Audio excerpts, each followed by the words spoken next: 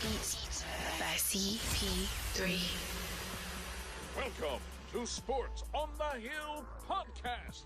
Hashtag DC Sports Without the Politics with Carol and Robbie on True Radio Network. Thank you, gentlemen.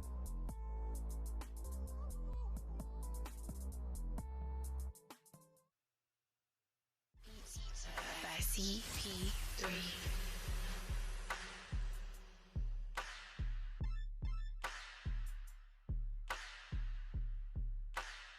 Coach's side. Two big dudes not pleased with each other. Ovechkin on the toe drag, trailing. There's Hathaway. Back for Ovechkin. He scores! Off of a gorgeous pass from Hathaway.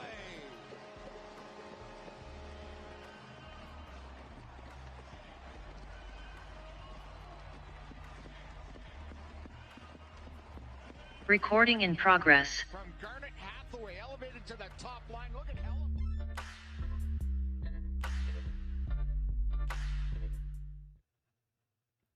That's right. It's Monday night. Sports on the Hill podcast, True Radio Network, episode 257. Another great night to be on the air with. We already see you got Robbie G, you got Anna K already in the building. We got the Caps game live looking, and it's the second intermission right now. The Caps are down 1-0. Get ready to go into the third. Saw the video before the show started with Ovi doing his thing, leading the league in goals and points. It's amazing what this guy is doing at this stage of his career. And we're going to talk some football a little bit later on, and we're going to talk Wizards at the end because I definitely have some questions for the roundtable to see what's going on with this team right now. But Robbie G, how are you doing tonight, man? And Double muted, like always. I'm doing well. I was just chatting with my my Twitch chat. We're live on Twitch. We're live on Facebook, and on Carol's channel, and on YouTube. We're live all over the place. So I wish this game was going better. We're on the power play. We're just coming back into the third period right now. Minute 30 left in the power play. We're down 1-0. Just basically one big mistake. We've had a 5-on-3 that we didn't convert on, but we had opportunities. So it's been a rough game, but I'm hoping we can find a way here. Unfortunately, now they have a shorthanded chance here that we're trying to stave off. But overall, I mean, it's a good week for the Capitals. So that's exciting with the 2-1. There's a lot of great football that I know we'll get into, and also basketball was played. Whether it was played well by the Wizards, we'll have to discuss the 0-3 week with them. We have a roundtable with guys who watched all three games very closely, and they'll help me break it down at the end of the show. But I'm so excited that we have the return of Anna here. So Anna, welcome back. How are you doing? And it's been a little bit, but I'm super happy to have you back. Thank you so much. It's great to be back. Yeah, I took a little reprieve there, ready to put on those 2022 vibes for some hockey. And how about those Niners? Yeah, I definitely, as we go into our football talk segment, which will be the second segment tonight, we'll get your thoughts on the 49ers. I became a big 49ers fan for you last week. I really wanted to see them get to the conference championship game. Hopefully they win the next game, but even just getting to the conference championship game from where they were in the standings is an impressive feat. So it's a win of a season in my book. It's much farther than Washington or any NFC East team was able to make. So Yeah, no, it was exciting. It was like I think I said on Facebook, this sports nerd here had a really fun weekend of between great hockey and football and the weekend. It was a 4-day weekend for some of us teachers who were able to get our grades in early and enjoy the time off. So it's great to see you guys. It's nice to be back. Yeah, no, it's great to have you. That's excellent.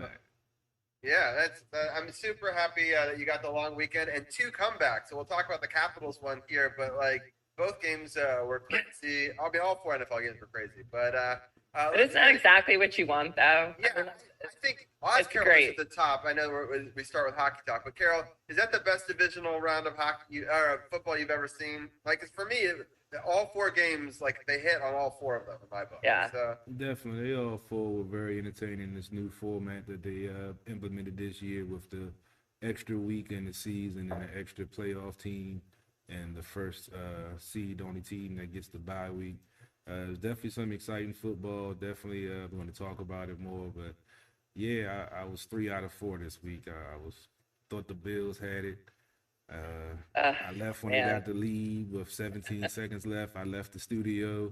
Next thing I know, I look at my phone on my way home and say overtime. I was like, "What the hell?" And then we'll definitely never leave a game early. I was trying to get home. I had to be to work, and it was almost 10 o'clock. I thought the game was over. I have a friend who's a Cowboys fan who wanted a booty call instead of watching the end of the game. And you remember we got 2 big, long touchdowns to win that Monday Night Football game. And I never have stopped giving him shit and will continue to on this podcast.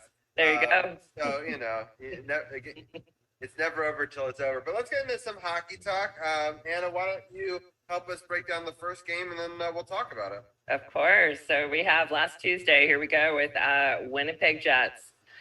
Didn't know what to expect into this game, but I was happy with the outcome. But we have the Jets scoring the first and second goals within 2 minutes and 20 seconds in the first period. So that wasn't expected, but I think the Caps rallied.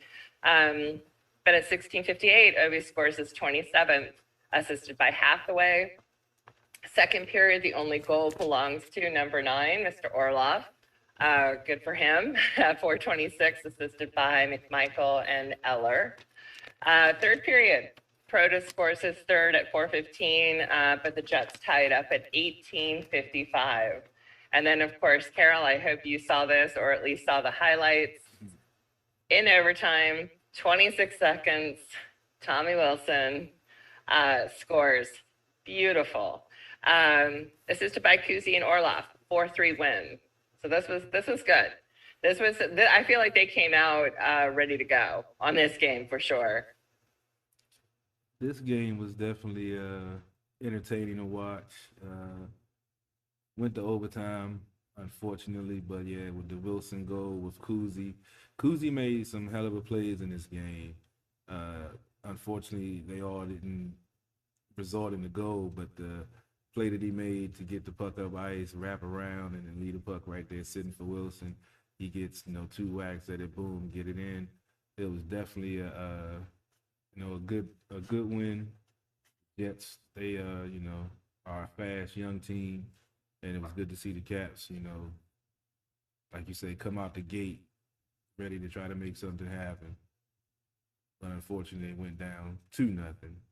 But then Ovi started to get the offense going with that goal late in the first.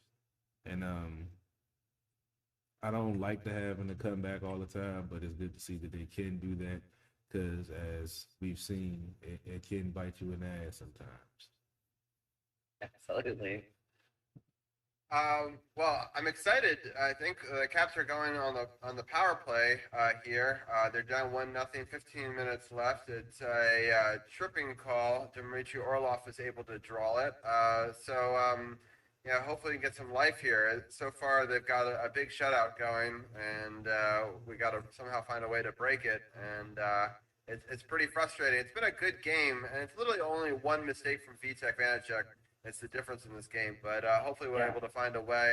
Going back to the game that we were just talking about, I didn't see the first 2 goals, so I got to turn it in with like down 0-2, which is like, ooh, it was pretty bad. And then Ovi, just incredible. I mean, just to be able to come back and both of those, and I was really happy that we were able to come away with a big victory in that game. I thought we were going to lose it for sure. It was kind of the opposite of, I feel like, every other game has been the last couple of months. It was just like a bizarro world, version of the game. And everyone's like, oh, it's going to go to overtime, we're going to lose, and, stuff like that. And so it was nice. That was the first overtime win for this team, which is crazy.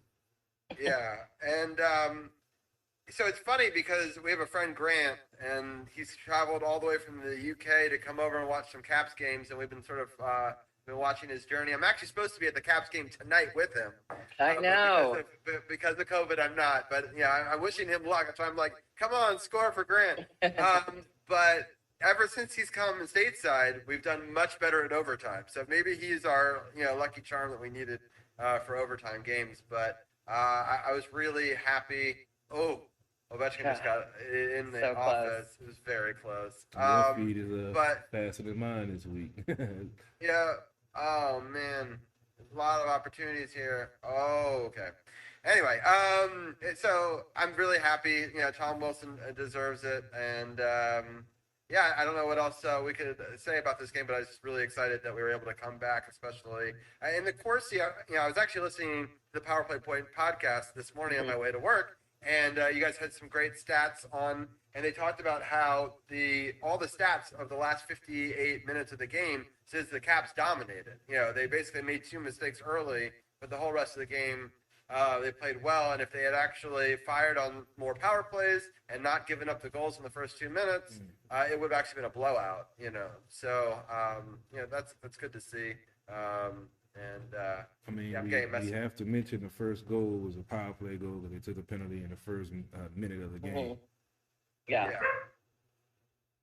Well, it's hard because I just keep thinking like this is it's not as bad as last year's season with the lockdown and everything and the COVID, but it's still like I feel like the roster's like who's playing tonight? Who are we going to put on the lineup?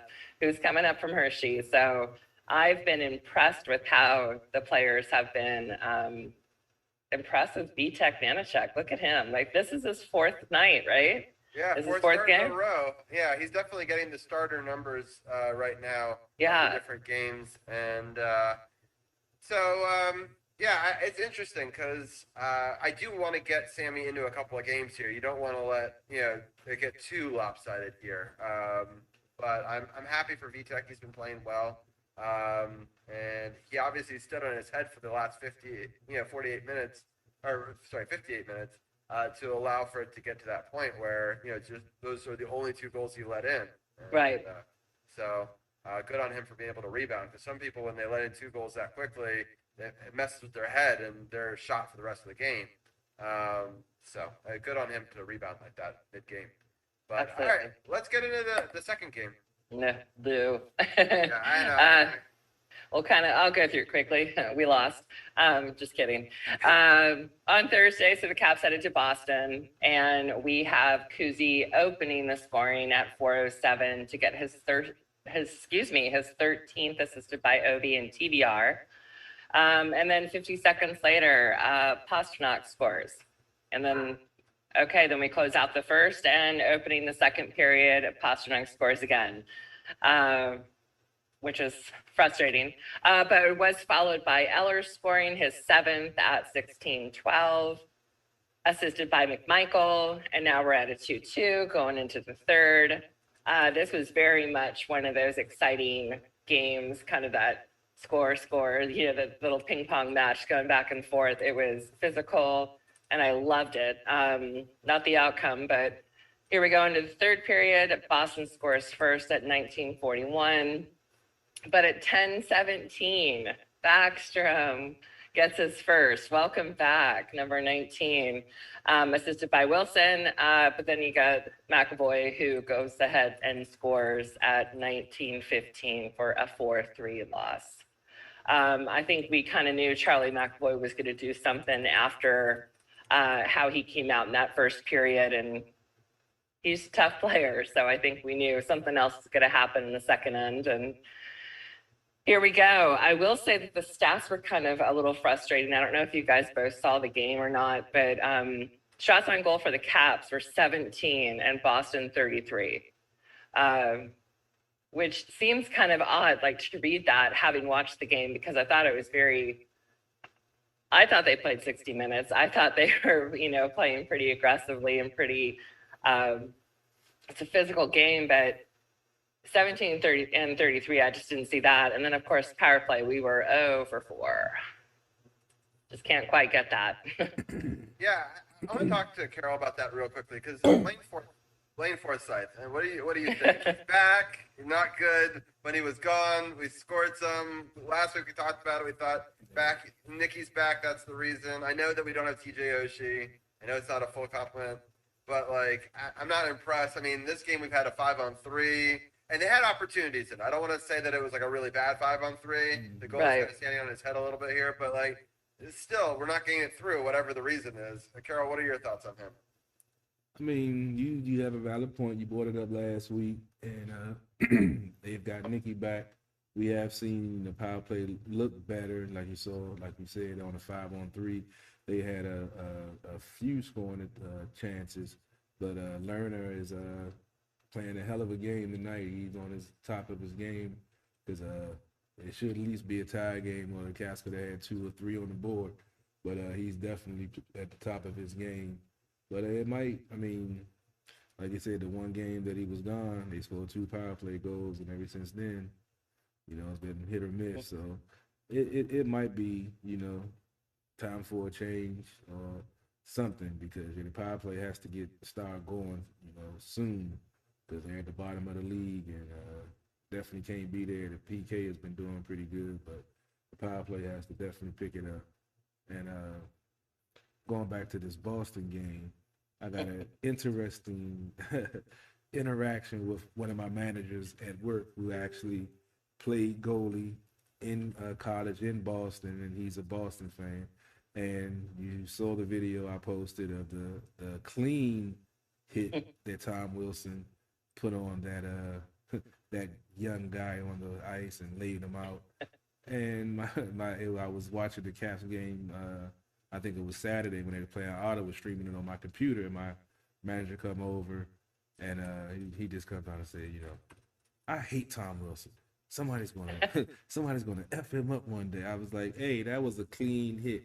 And just the look on his face, just the anger and the hate, it was like, man, I can't stand that guy. And I was like, I just said, yeah, everybody hates Tom Wilson except for Capitals fans.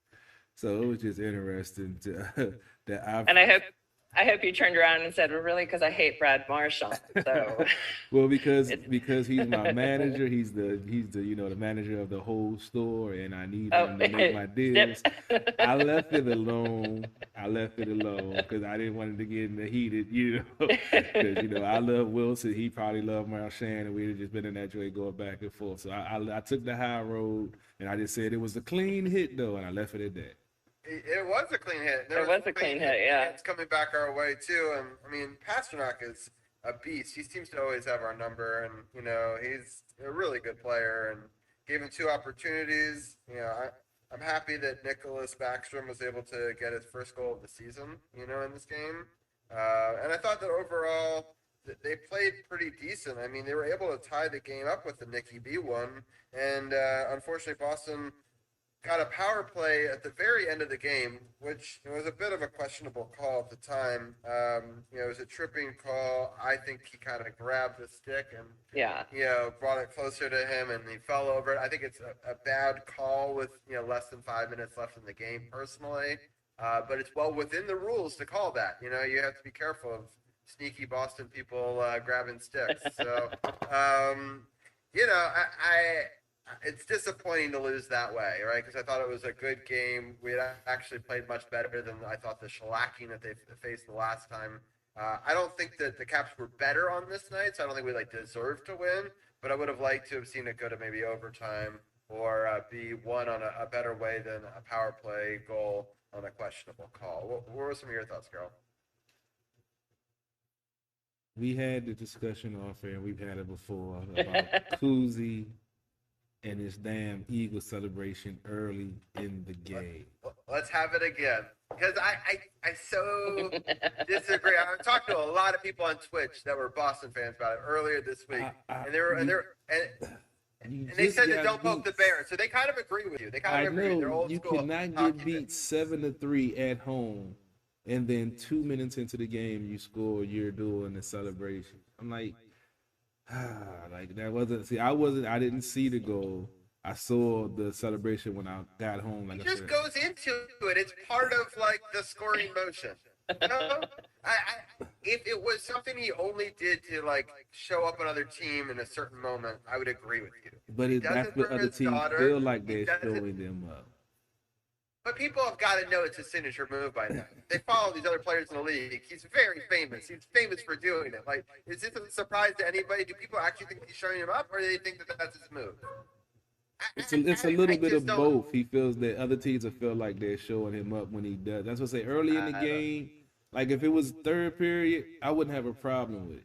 But every time he does it early in the game, he has to now decide time and place and situational yeah, because hockey. It wakes the other team up. Boston scored 3 straight goals. So do people not deserve to celebrate touchdowns in the first quarter of an NFL game then? By that rule? I never liked something. When I scored on defense, I gave the ball to referee and not scoring on defense. I'm talking about an offensive touchdown. I'm not a fan of celebrations. It's no big deal. But it's part of the game. I feel like it's part of his game, and it's what drives him. And if he's driving and playing well, I'm happy. Because we're sitting here complaining when he's doing really terrible. He's top 15 in the league in points right now. Yeah, so I'm not complaining. All I'm saying is it's a time and place for everything. And in the first period of a game on the road, when you just got your ass handed to you the week before 7-3, it's just to me that's I'll give you. They scored a minute later, so I mean you're right on the stat sheet. But I still like the fact that he does it for his daughter. I'll stand behind him anything that he does for his daughter. Cool. I mean, but just not early in the if it's second period there, okay, cool. But first period, really, nah, that's too much too soon because it's too much stuff that's going to go on. The game's just starting. They had the crowd behind them, and I just felt like that helped fuel that 3-goal run that they went on. That's all. Like I said, I don't say that he shouldn't do it. I just say it's a time and a place. And first period, and like you usually say, with Ovi, he celebrates all his goals and everybody's goals like that. So they know that he's not trying to show anybody up. He's genuinely happy that they scored. But if he knew something that he was doing was spurring on the other team, he wouldn't do that. That's just my take about it. But like I said, I'm not blaming a loss on him for him doing the Eagle in the first period because the Capitals, like you said, they went 0 for 4 in the power play. They had opportunities and they just didn't take advantage of it. So we definitely have to improve the power play, getting back to your original point, because we're not used to this team being 29th or 28th in the league on the power play, even with missing pieces. So they definitely gotta get everybody healthy. I know Oshie is key in that bumper position, and now we're seeing how valuable he is because no matter who you plug in that spot, you're still not getting the same production you were getting with him in that position. That's true. All right, well, we can move on to the better game, I guess. Yeah, it's no, I won't do my Eagle impression. I'll let that one go. Too soon. So on Saturday, the Caps welcome Ottawa. First and second goals were scored by Ottawa, and I think Robbie, I think even you and I had a point in the chat where we're like, this sucks. Well, what's going on with the team here, especially against Ottawa? But you know what? Don't ever count anybody out. However, the captain scores twice for his 28th and 29th goal to tie it up. And then at 1:13 into overtime, Backstrom I mean, this was a sick goal. I mean, this was I think I was listening to Joe B and a couple, I mean, maybe John Walton and a couple other people when it was being highlighted, even like the next day, about how when Backstrom's scores or when he skates, it's almost like it's in slow motion. You know, it's just like he's just so amazing to watch. And that goal was like slow motion, and it was fantastic. And only he could pull something like that off. So a win's a win. I'll take it. This is a good one. I don't know what's going on with the Knights game right now, though. Yeah, everyone on our bench is up in arms. So let's see the replay. So yeah, he's over. So sorry to change the topic, but I'm like, I see Ovi in the box. Wait, 1, 2, 3, 4, 5. I think they should. And they say there's too many men on the ice. But I don't think there was. I think he got off. That's unfortunate. It sucks that you can't review that. Yeah. Yeah. Because at this part of the game, it might be worth your timeout. They're gonna get a shorthanded goal just because. I hope you're right. Right now, we're not looking so good on this PK. They're having a lot of zone time. Wow. So anyway, 6:45 left in the third period. Minute 30 left in the Vegas power play. They're still up 1-0 in this pretty good defensive game. Ooh, Vegas just sniped their own guy. Oh, that guy's in a lot of pain. So yeah, he just like a gunshot. Pow! Somebody got. yeah, that guy's gonna have trouble getting off the ice. Oof. Yeah, so it's Was it Marshall Salt? I can only hope. Yeah, yeah, it was like a full-on crazy. Oh. Yeah. See, the fact that I'm just now seeing it. Oh no, it's not him. God, this delay. Is it Wah or Roy? Roy. I know, right? Oh, he is hurt. Oh, he's hurt badly. Wow. But he could barely get off the ice. Holy. Yeah. That might be a Oh, broken. no. Nick Dow just lost his stick, and then the other guy just broke his stick. What a crazy exchange. Wow. I've never seen that, where someone breaks their stick. Crazy. Yeah, you like 5 seconds ahead of me, Robin. I know, and then I'm like still in the first period, so this is ridiculous. All right, let's play this. Oh my gosh! So did the puck hit the Knights player like right where there's like no padding on the knee? Yeah, like it must have hit him somewhere down low where there's low padding. Holy! Yeah, it looked like it was an ankle. I thought. That's like a bullet. And it was a bullet shot too. Oof. All right. Big save by Vitek Vanacek right there. 30 seconds left in the power play. But Anna, why don't you? I know. The scoring of this game, and I'll let you know how this power play goes. Of which game? Oh, yeah, she just went over Otto. I was about to give mine. Yeah, sorry. Sorry. I got distracted because we got distracted. You've gone through it. Nikki Baxter with the big winner. That was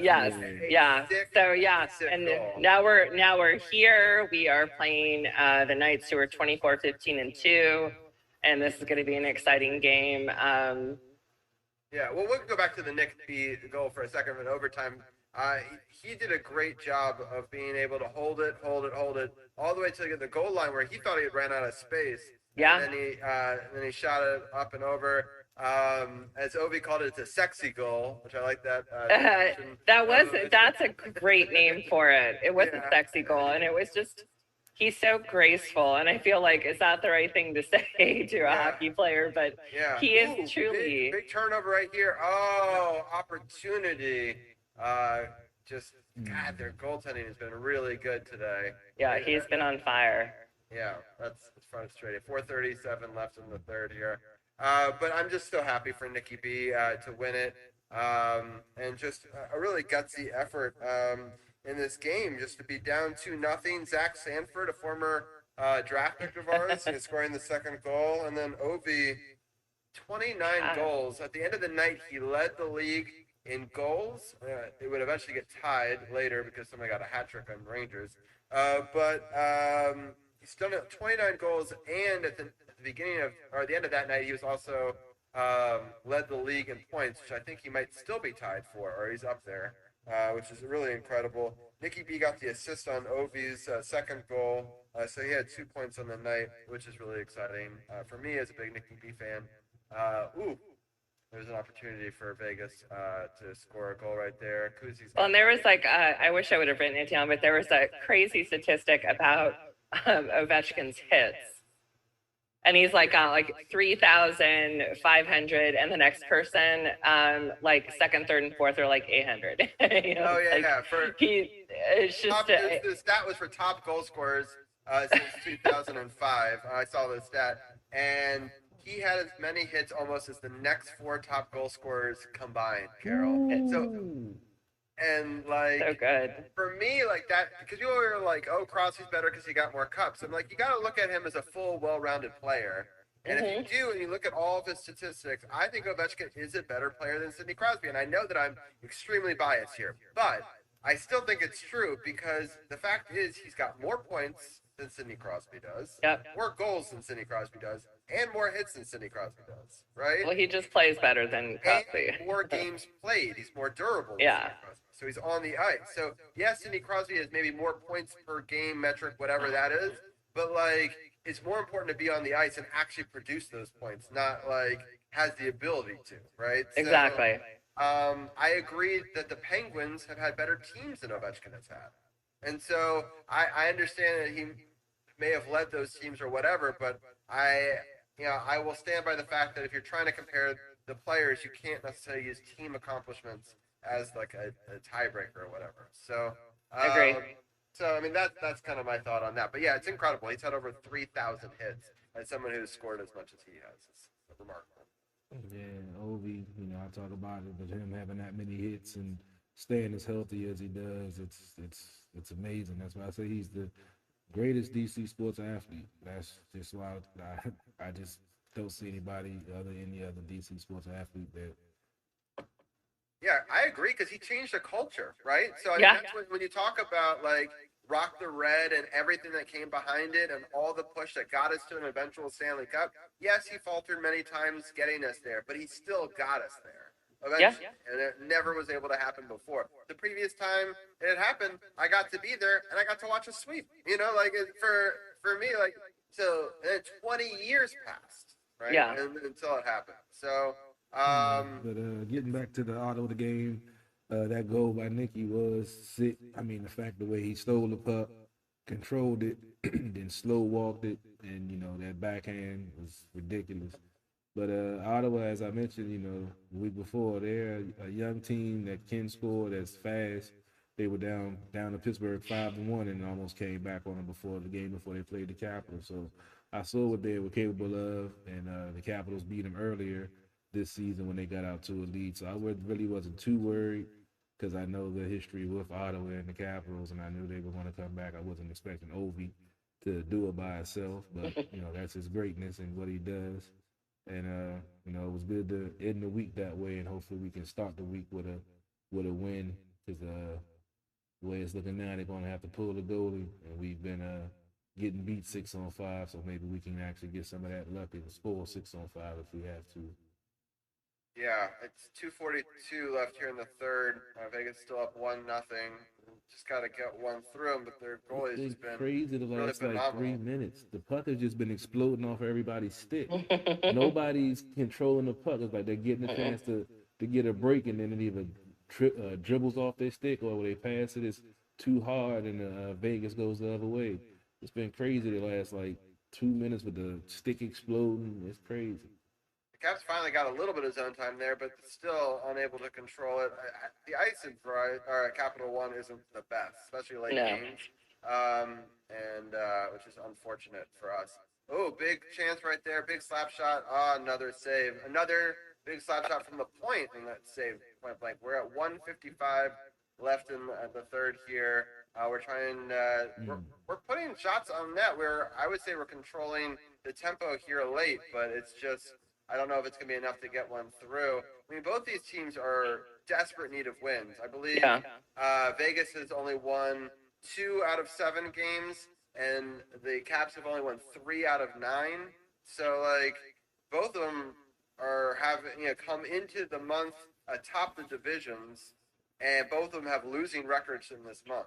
So, like, and this happens a lot to the Capitals. They often have terrible Januaries. It's not like I believe they had a terrible January in 2018 as well. So if it wasn't a terrible January, terrible February. It's now empty net for Washington. 137 left. Face-off draw between Lars Eller. But you know, a fun fact: the Capitals are the only team in the league that haven't lost back-to-back games in regulation. Really? Yep. Watch NHL Network the other night. They said I heard that. That's crazy. Yeah. Haven't had back-to-back regulation losses all season. Caps are the only team. Wow. That's crazy. But how? I guess not.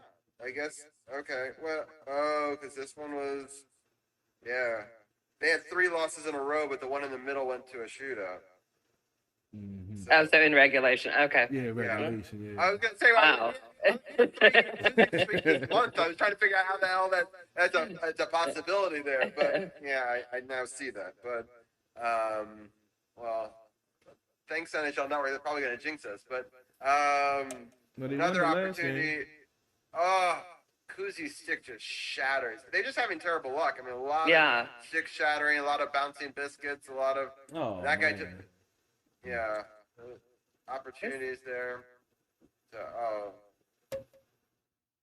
All right, let's go ahead and get into the upcoming schedule. We can get into this NFL divisional round. Yeah, so we got San Jose 7 o'clock on Wednesday, and then we're going to Dallas at 9 o'clock on Friday. So just 2 games. The San Jose Sharks recently have lost to Tampa Bay and Seattle. I think those were their 2 previous games. Yep. So they had beaten the Kings before that, lost to the Pens before that, lost to the Rangers before that. And on Dallas's side, they had beaten, they went to Detroit and to Buffalo and won both those games 5-4. They had lost their 3 previous to at Florida, at Tampa Bay, and to Montreal. Yeah, I mean, these are important wins. I mean, we might see Holtby in goal. That would be interesting. Although they haven't been, he's, I think, the backup right now. Yeah, he hasn't been too impressive in Dallas. Yeah, there was some talk of trading him. I was in some debates on forums. Carol, if you got him on the cheap, would you take Holtby back? Or do you like what we got? That's a tough one. You get him on the cheap. Yep. Let's say you have to give up one of your 2 goalies, but you're thinking that you might give him up anyway, right? I mean, they can always bring him in on a, just a year deal and see what it would be a prorated salary. They'd take part of the salary, and they would take one of our goalies. You pick it, Sammy or Vitek. I don't even know if I care. Because both of them have been okay, but also none of them have been, outstanding either. And both of them are on, deals that could eventually, the Sammy, it's a 1-year contract, so you're losing him anyway, maybe. So yeah, I probably take Sammy and take Holtby. I just to see what he got, to see if he could get comfortable back at Capital One and maybe get hot and, fuel him to another run. I take the chance on if it's on the cheap. Yeah, that's interesting. I'll ask you really quickly, Anna, what would you? 100%. Nice. Yeah, I would say. But yes, for Sammy, would you do it for VTech though? Nah, I couldn't do it for VTech. No, okay. I don't know. There's something. Yeah. I know. I don't know what it is. In your scenario, you could have Holtby, as your starter, and you could have Sammy as your backup. Right. But anyway, I'd want Holtby and VTech.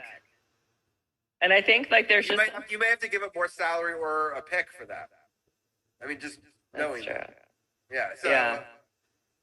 You probably. I don't know. I mean, there's something just about Holtby that just belongs back in Washington. It's just, I don't know, a Stanley Cup aside, the save aside, just his vibe. He was just, I don't know. I just feel like if he was going to ever have to end his hockey career, I would want it to be here, but I would want it to be here with the cup the second time around with him. So, yeah, I would. I don't know. I don't know what's up with Sammy. I feel like there's, I don't know if he's on COVID, out with COVID again, what's going on, but 4 games to put Vanacek in is quite a lot, but I've been impressed with Vanacek, and I don't know, because I'm assuming Sammy will play against the Sharks and Dallas, but who knows? But you guys have got so much awesome 49ers talk about that I should cut out. Caps got shut out 1-0 at home. Oh, stop it. I I'm hate- still on the highlight of the guy getting the puck to the knee. So. Yeah. But before we let you go, I want to get your take real quickly on the 49ers. Any thoughts you have on that, and then any final thoughts you have in general, and then we'll let you go. Yeah. You know what? Honestly, like you said before, the fact that they made it this far is impressive. I'm a proud fan of the Niners, have been since 1980 from the Bay Area. We followed Joe Montana from South Bend when we lived there, and he came to the Niners. So, yay. But you know what? I'm happy with the teams. And of course, it's going to be a huge rival with SoCal and NorCal going against each other. So I'm hoping for a Niners win, but I'm just proud of these guys. Oh my God, George Kittle. Love him. Yeah, Love I'm him. so happy for you because I really wanted it so badly. I'll be totally honest. I didn't think it was going to happen, you know? Oh, I didn't either.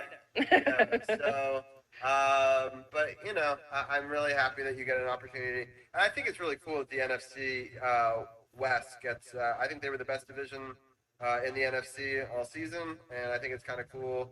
And it's interesting, the 49ers beat LA both times this season. So, Oh yeah, which is why I think it's going to be like, a big deal. And of course, like now there's all this chirping with the LA fans are not going to allow San Francisco fans to buy tickets. I'm like, oh, shut up. Like, well, it's interesting. I was looking back in history. It's really rare for divisional opponents to meet in the conference finals. It's only happened a couple of times. I was looking back over the last 50 years. I think it's only happened 4 or 5 times. It's actually happened the most between Washington and Dallas meeting in conference finals way back when. Right. A long time ago. But it's interesting because these two teams have actually played before in a conference final. They're one of the few that have played before. And I also wanted to ask Carol real quickly, don't you agree that it's really hard to beat a team 3 times? Like, I feel like if it's split in the regular season, then it's always an interesting matchup. But, like, the team that wins the 2 in the regular season, I feel like they sometimes struggle the 3rd time. Like, it's hard to beat a team 3 times in the season. Yeah. It's hard, but I mean, as long as you execute and you execute your game plan and you make adjustments, because the 2 times that you beat them, they're definitely going to watch that tape to see what they did, and find a way to counter what you did to stop them from doing what they wanted to do. So you're going to have to be ready to make adjustments. It's like chess. You have to make your next move your best move, so you know what you did, you know how you stopped them, and you beat them the first 2 times. So you just have to make adjustments off of those adjustments. It's hard. That's how hard it is, because you have to think 2 steps ahead and try to be ready for, but you don't know what to expect because you know they're going to have a counter to whatever you were doing before. So it's going to be an interesting chess match, and I'm sorry to say, Anna, that I'll be rooting for the Rams. I'm sorry. Oh no, I get it. I feel like the picture of Von Miller is just going to be hanging like with darts that the Niners are just going to be throwing out to be like, this is the guy that guy's a beast.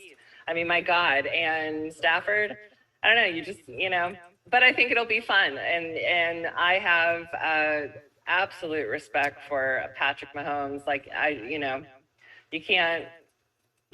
can't stand his brother, but that's okay. That's a whole other story. But you got to respect him in the fact that he came out, he didn't celebrate. He went straight to, now I'm just drawing a blank on the Bills quarterback. Josh Allen. Hello. Thank you. And congratulated him. To me, the sportsmanship with Mahomes has always been fantastic. And, I think it'll just be fun to see. But yeah, I'm going to pull for my Niners, but I'm not expecting who knows? You know what? Fuck it. Maybe they're just gonna totally surprise me. Who knows? Yeah, you never know. Any given Sunday. Exactly. Well, I hope that we get to see you next week and we get to celebrate a victory with you. That would be an awesome Victory Monday again. It would. We get to do that with you. But thank you so much for joining us. Also, I know that you're taking a little hiatus from Power Play, but you are going to join them again. They did do a great show this past weekend. If you want to check out Gil, he had 2 special guests. and including Bradley, who I was supposed to be at this game with. I feel for him. They just lost 1-0. But I was supposed to get to meet Bradley tonight, which was kind of a bummer. But anyway, I'm happy. It was a great show, and people should go check that one out. It's Awesome. on the Power Play Point podcast under the podcast partners button on sports@thp.com. But and I'm going to give you a quick shout out in our chat on Twitch. You now have a whole new call out, and I know you don't watch on Twitch, but it gives your Twitter, your Instagram, and a link to the Power Play Point podcast all at once. So I will take it. And thanks. And I'm sorry that we went over. But yeah, and I'll be Power Play on Sunday before the Niners game, and then hopefully see you guys on Monday. Sounds good. Awesome. All right. Have a great night. Thanks, guys. Hi, Duchesne. Hey, how's it going? Good. Are you gonna pull for the Niners? No. Oh, all right. I will though for you. I'm clicking the leave button. Bye, guys. What's going on, Divisional? Sorry, what's up, man? Man, yeah, we getting to talking to Capitals, man. You know how it is, especially with a live-looking game. But yeah, this was a great weekend of football. Robbie started the show when we talked a little bit of football. About this is one of the best divisional rounds pretty much ever, and I have to agree with the new format, the extra game in the regular season, and the extra wild card team, and the first round bye going to the top seed, and that's it.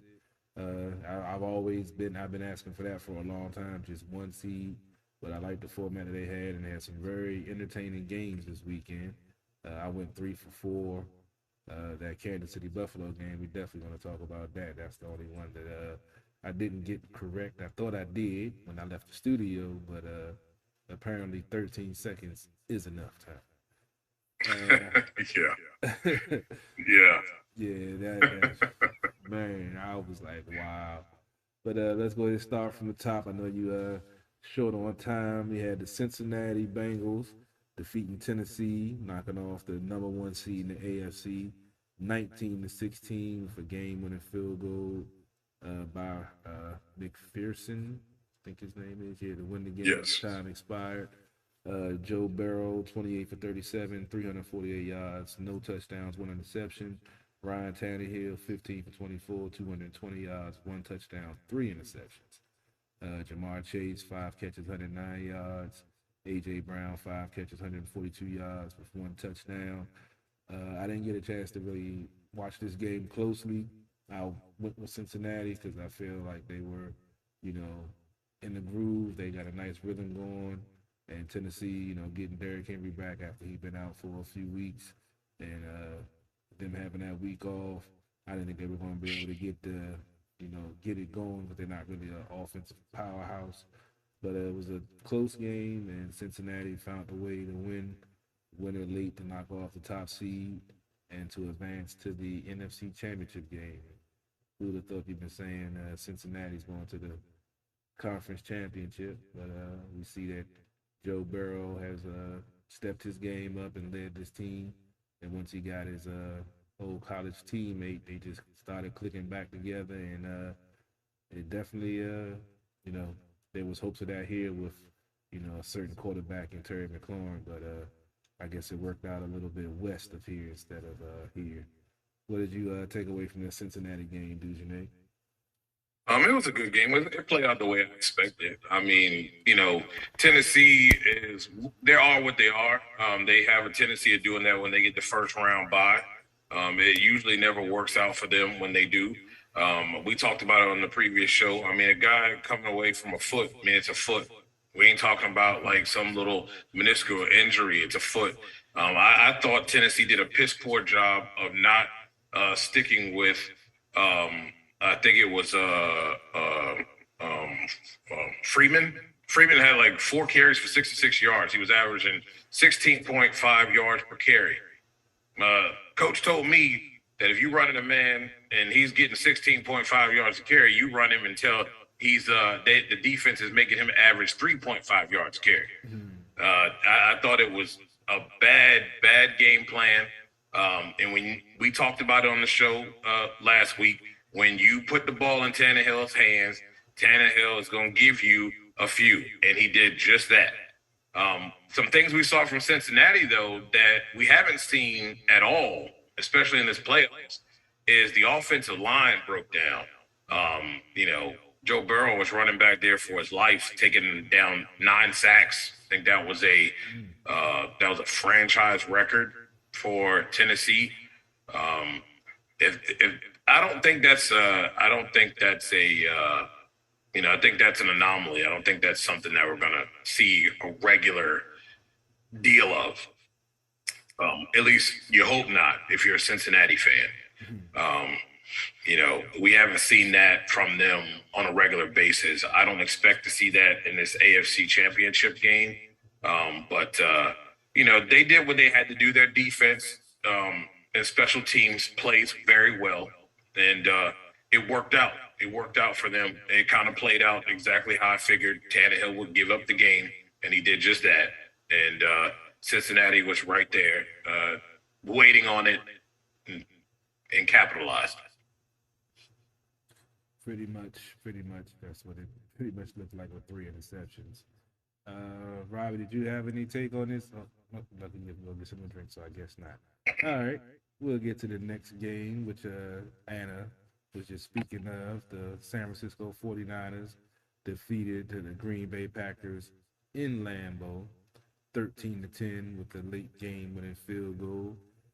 Jimmy G went 11 for 19, 131 yards, no touchdowns, 1 interception.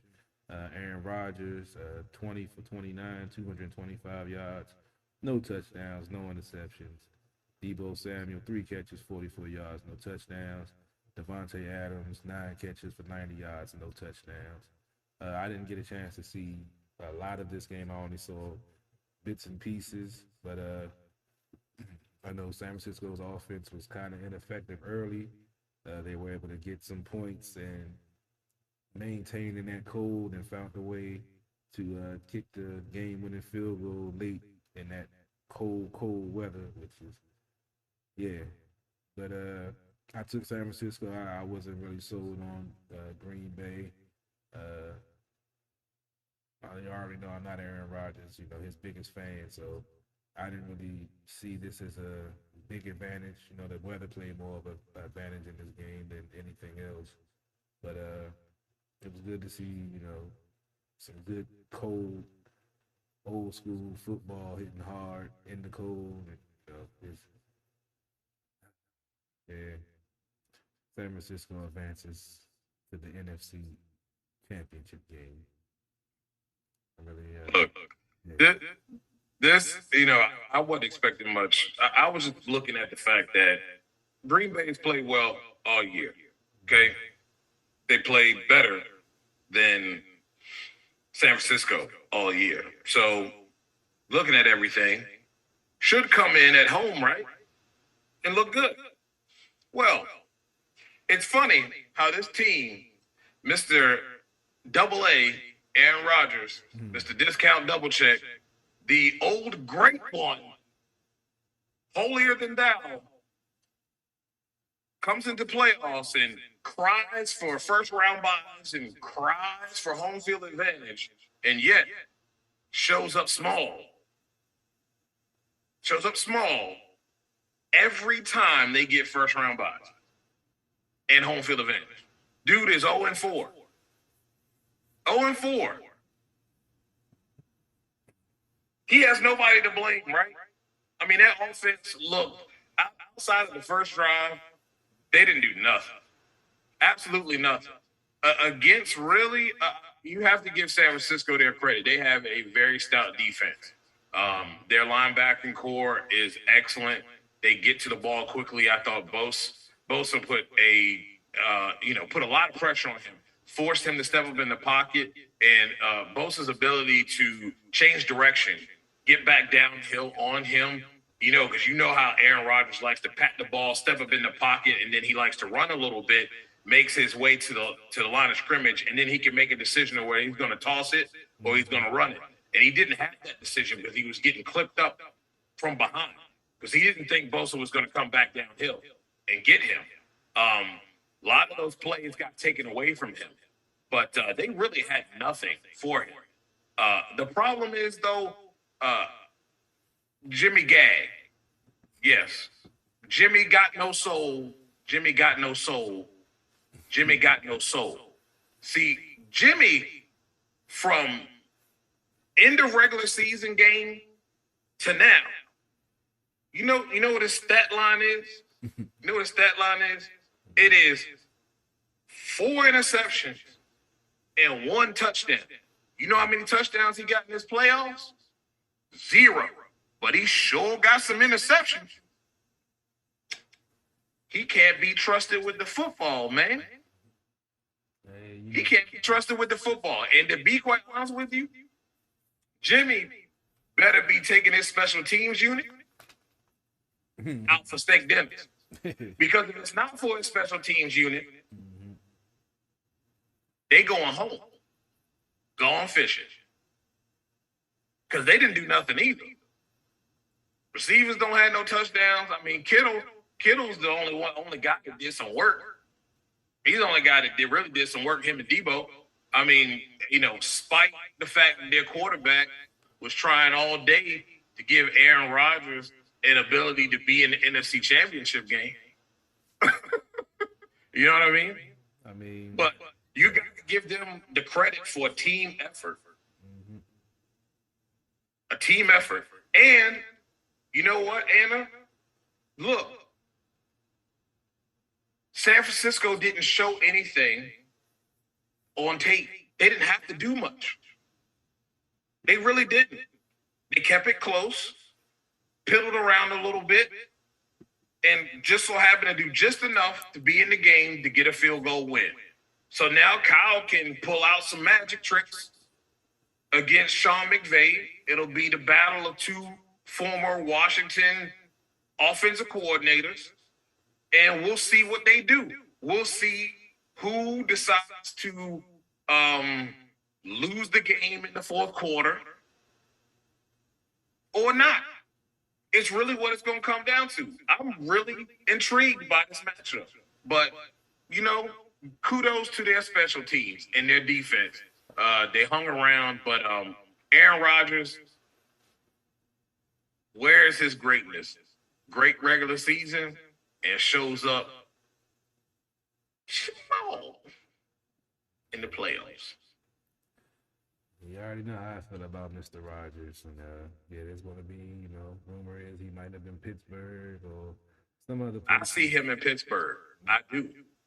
Yeah, I honestly, I don't care, because to me, like you say, I don't see all the greatness everybody else sees. You got 1 ring and complain that you didn't have help, and you had telefied help on offense. Maybe not always help on defense, but now your defense been potent, and you coming up, like you say, small. He came up smaller this weekend. That's on him.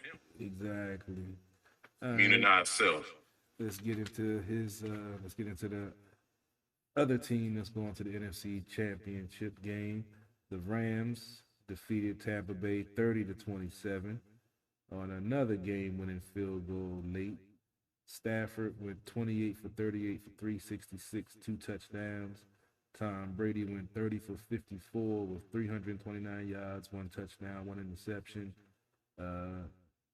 Cooper Kupp, 9 catches, 183 yards with a touchdown. Mike Evans, 8 catches, 119 yards with a touchdown. I figured the Rams would be able to take out Tampa Bay. They had a 14-point lead with about 12 minutes left in the fourth quarter. And I was at the studio when DJ Grip was like, yeah, this game over. I'm like, dog, 12 minutes, 14 points for Tom Brady, that's eternity. They're going to find a way to make it close. He's like, nah, it's over. Then it got to be about 4 minutes left, and they were still down 14. And they still found a way to tie the game up. But Carol, it was 27-6 with 3:06 left in the third quarter.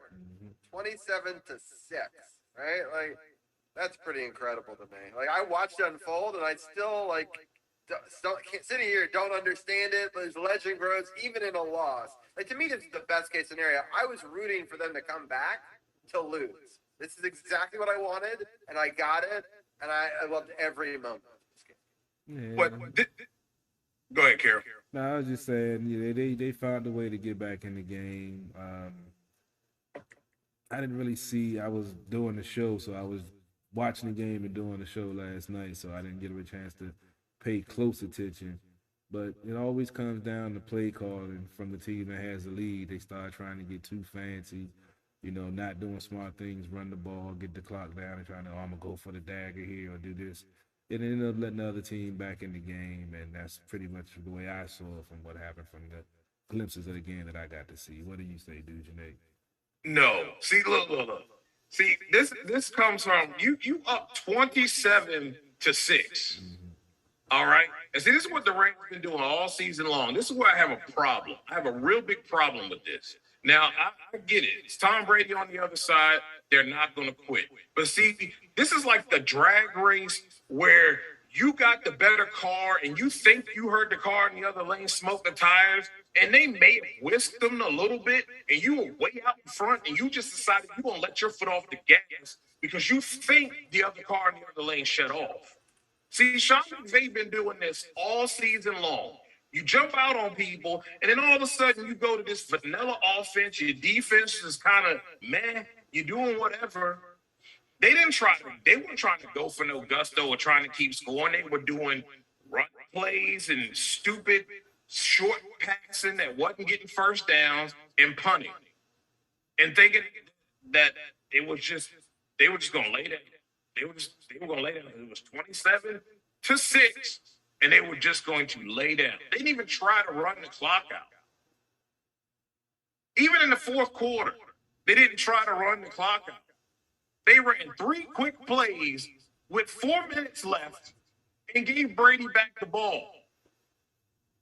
Here, real quickly, because my favorite part was they kicked a field goal to start this, and I turned to my dad and said, "How can you, when it's 27-3, kick a field goal?" And he said, "It'll make it a 3-possession game. It'll change the game." And I said, "Dad, they need touches. They need to make back points. There's no way a field goal is a smart decision here." And he said, "You watch. It can make the difference in this game." And sure enough, my dad was right. I thought he'd actually be in Twitch chat today and gloating about it because he was right. And that started with the field goal. And then they got that Leonard Fournette touchdown. And then Tom Brady makes an incredible pass, 55-yard touchdown to Mike Evans. And, I mean, Mike Evans... Because they're sleep on defense, too. I mean, that's another thing. How is it that Ramsey, your best player, it's best player against best player, and I get it. But there's a lot of times Ramsey reminds me of Diggs with the Cowboys. How are you getting beat like that? Do you know they got to go there? At the end, though, 1 with 46 seconds left, you're still in a situation there where you're up a touchdown, and everyone thinks it's going to be a sneak. Everyone's talking about it. It's all you hear on the TV is it's going to be a sneak. It's going to be a sneak. It wasn't a sneak. Shocking that they do it away from the convention that everyone assumed it was going to be, right? And Leonard Fournette had the easiest 9-yard touchdown I've ever seen. It was so easy. And that's at 46 seconds left. I thought, oh my God, there's too much time left. And sure enough, and then that's the crazy part, right? How did Tampa Bay get into a situation where it's a 30-yard field goal? Right. That quickly. In 42 seconds. Right. That's crazy. Like, my dad was like, why aren't they, getting them down? Why aren't they holding them up so that way the time runs out? You know what I mean? Like, there's so many situations you could do, play it better. But they gave up that many yards. I couldn't believe it in such a short period. It was the Cooper Kupp play for me. Like, that's their best guy. Like, it's the same thing. It's the same thing in the Kansas City Buffalo game. And I know we're going to get there, but you let Cooper Kupp streak down the middle of the field. Like, that's the guy they got to go to. Why? I know you. I'm doubling him. Exactly. It doesn't make any sense to me. It doesn't make any sense to me. Just let him streak down the middle of the field and get right in the field goal range. And then you're looking at each other like, what happened? Oh, I know exactly what happened. The fans even know what happened. Like, it doesn't take rocket scientists to figure that out. Like, that's ignorance. I just don't understand it. But the Rams don't get any credit for winning that game because they should have kept their foot on the gas pedal. That's why I like Belichick. Like, he gonna keep scoring until he realizes that he done took your heart and he can see it in your eyes that it's over and you know it's over. But they just assume that just because you up by a considerable amount of points that people just gonna lay down for them. And they let folks back in the game. This kind of goes back to the 49ers getting into the playoffs. They had one job. They could have easily won that game in the regular season, but no. They thought they were going to roll the Rams helmets out there. They had the game. They could have won the game. But they're in a dogfight for no reason. Because Sean McVay likes to take his foot off the gas. If he take his foot off the gas again, he going to find himself in another losing situation. In a losing press conference, making up 1,001 excuses of why they didn't get it done. That's my problem. I know they won, but it's not like that. It didn't have to be that close. But kudos to BA and Tom Brady for not hanging their heads and not folding the 10 in and continue to battle back until that clock said 0, 0, 0, 0. They put themselves back in that game, realizing that the Rams were giving them that had the door wide open, allowing them to waltz right through it, and they took it. I actually feel for both teams that lost in that Sunday games, right? Because I feel like Tampa Bay laid it all on the field, and so did Buffalo. And both were incredible games, and it's sad that they had to lose. And it's so interesting that, like, Saturday is a case of the number one seeds falling, and the Sunday games, I thought, topped the Saturday games, and just, it's so different. Like, the Saturday games had more defensive things, and the Sunday games just had these explosive endings. So it's really crazy. Yeah. I just got a raid from Sleepy Bear Games, so welcome on in. I appreciate the raid. We have a live Pokemon. People can catch an Incada if they want to while they join us. All right, and then the final game of divisional round weekend was Kansas City defeating Buffalo 42-36 in overtime. First divisional round game to go to overtime. Josh Allen, 27 for 37, 329 yards, 4 touchdowns. Pat Mahomes, 33 for 44, 378 yards, 3 touchdowns. Gabriel Davis. Who? Exactly. And he was actually drafted 14 picks in front of AGG of the Washington football team. I just saw that stat earlier. 8 catches, 201 yards with the NFL record, playoff record, 4 touchdowns. Tyreek Hill, 11 catches, 150 yards, 1 touchdown. This game was also on during the show I was doing last night, so I didn't get a chance to keep a close eye on it because my stream kept on going out, which was kind of upsetting. But I saw the fourth quarter, and when Buffalo scored a touchdown with roughly 16 seconds left on the clock. It was 13. 13, yeah, correct, 13. I was packing up my stuff and said, okay, let me go ahead and head home. On the way home, I see the game is in overtime. So I don't even know what play that they ran with 13 seconds to put them in field goal range for them to hit a 49-yard field goal to tie the game that I thought was already over. And then they proceed to take the overtime kickoff and score a touchdown. Now, I've seen folks complaining online all day. Okay. I want to get into this debate badly, but I want to break down so many things before we get into that debate. All right. I'll hold off. For that debate. Yeah, because that's like the shining debate that I was waiting for. But like, there's so much in this great game that we have to break down first, because I feel like that's an afterthought. It's a cop out. It's what all the media is talking about this morning. But I think that they miss. Like, it's a great game, and it sucks that one possession could win it. But, there were so many opportunities here. And how the hell, again, Divisional, at the end of the game, my dad was saying, hold them up. Like, don't let them, like, run out they don't have any timeouts. Like, don't just immediately tackle them. And then, like, give them an opportunity. Like, That's the crazy part, right? Am I crazy for thinking that, Dujanet? Like, No, not at all. Not at all. It was wild to me. It was wild to me. In the final play, to get them in field goal range, you've got.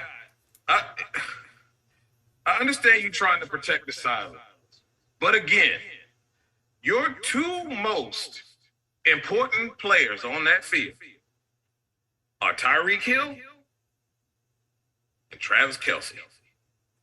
And how is Travis Kelce running down the middle of the field on the left side, wide open to get right where? In field goal range to tie this ball game so you can go into overtime where you know if you don't get this ball, you likely are going home. How? I just don't understand the defensive calls. I really don't. I don't. We just gonna stand back. We just gonna let them throw the ball into open spaces. We gonna let Tyreek Hill do his little gadget whoop-de-whoop step back.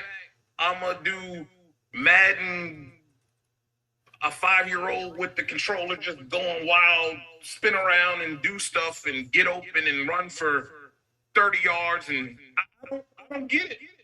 What are we doing? You just gave him that. And I figured he missed enough field goals, he was making that one. Like, there was no chance he was missing that one. I don't understand none of it. And when it was 13 seconds left, when they scored, I looked at my wife and I said, 13 seconds? That's too much time. It's too much time. 1 minute left in the fourth quarter, and we're still convinced. And they've got the whole field to go to. It's not like it's like, I don't understand it. So that's kind of my point, though. It's like, it sucks that Buffalo doesn't get a chance in the next debate that we're about to have. But, like, they had a chance. They could have stopped them there. They did. That's on Leslie Frazier. It's on Leslie Frazier and his defensive play call. I mean, let them have 2 drives at the end of the game, at the end of regulation, yes, and overtime for the touchdown. At some point, your defense has to stand up for one of those 2 drives. They got to stop somebody. I mean, they had several opportunities to make stops, and they just let them march right down. And it looked like they took the same defensive scheme they had in the last drive, and they started off the overtime with the same stuff. Let them catch it in front of us, and we just gonna push them out of bounds. Catch it in front of us, push them out of bounds, or tackle them right there. And they just chipped away, marched right down the field. And then that last time, there was no tackling anybody because there was nobody to tackle, and he went right in the end zone. What are you doing, Leslie Frazier? Like that just don't make a whole lot of sense. That's why he's not a head coach. Like, I mean, I hate to say it. And that's my frustration is if it's going to be that easy to walk down the field, then you don't deserve a second opportunity to score or whatever that is. But all right, but let's have the debate now, Carol, because I do want to have it. So here's the question. Because the only rules that seem to make sense is if you score a touchdown, the other team gets the ball, and they score a touchdown, then whoever scores next wins, right? That's the only, or do you believe in that it should be a 15-minute quarter, and whoever is winning at the end of that, and if it's still tied, then there's another 15-minute quarter, but that's brutal. So, Carol, those are the 2 options for if you wanted to change it, or do you think it stays the same? I want it to stay the same because, like in college, you know, you have that going back and forth, boom, boom, boom. But now you're in the NFL, so yeah, you know that you need to get that ball back. Your defense is paid to get that ball back, or at least get a stop, and that's what makes it the pros. This isn't college where you're gonna go back and forth, back and forth. You're a pro team. You're getting paid to play this game. You on defense, you go out there, you get that ball, or you get that third down stop and make them punt the ball and get your team the ball back. I think it's a perfect transition from the college game to the pro game, so I don't have a problem with it. If your defensive coordinator gets paid, your defensive players get paid, they, like Dujanet said, you don't get the ball back, you know 9 times out of 10 the game is over, so you need to go out there and make a damn play, boy. Go do something. That's the way I feel about it. You know, I don't have a problem with the overtime. I mean, they're giving you an opportunity to get a stop in the red zone, force a field goal. You have an opportunity to go down there and either A, match to send it to sudden death, or score a touchdown and walk off the field, or they get a walk-off touchdown and they send you home. The only other thing I can see an adjustment is this. If one team scores a touchdown, the other team has an ability to score a touchdown, or if they don't score at all, the game is over. But that creates a lot of confusion because it basically is the same thing, right? If I go down, if the team goes down, kicks a field goal, you hold them to a field goal, and then you get a field goal, then it's still sudden death.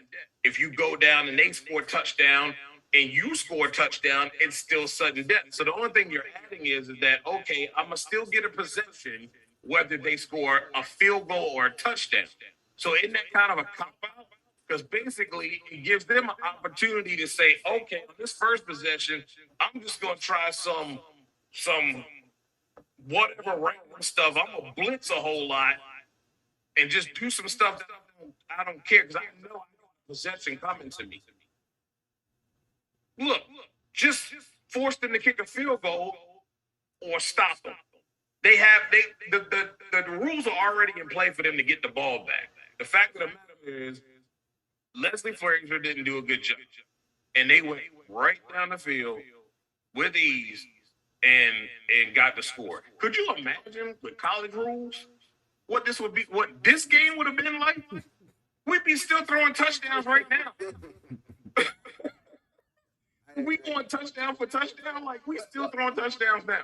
Even college, I'll be honest, even college changed the rules, so we got to remember that. Like they can't even do that anymore. It's now like 2-point conversions back and forth once it gets to a point. Right. I think it was the right decision. It's ridiculous. The body impact. But if you were going 2-point conversions back and forth in this game, and they adopted that here, it would be forever, right? So yeah. I mean, I think the rules are fine.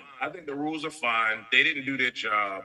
Leslie Frazier didn't do that job. All three of us agree on this, like unanimously, pretty like not even any hesitancy, but like such a huge debate across the internet today. I'm like, I don't think that it really is a debate if you follow football for more than 20 years. But maybe if you just want points and you just want excitement for your infinite amount of time, Look, it sucks that somebody had to lose that game, but at the end of the day, somebody had to lose that game, and unfortunately, it was the Buffalo Bills.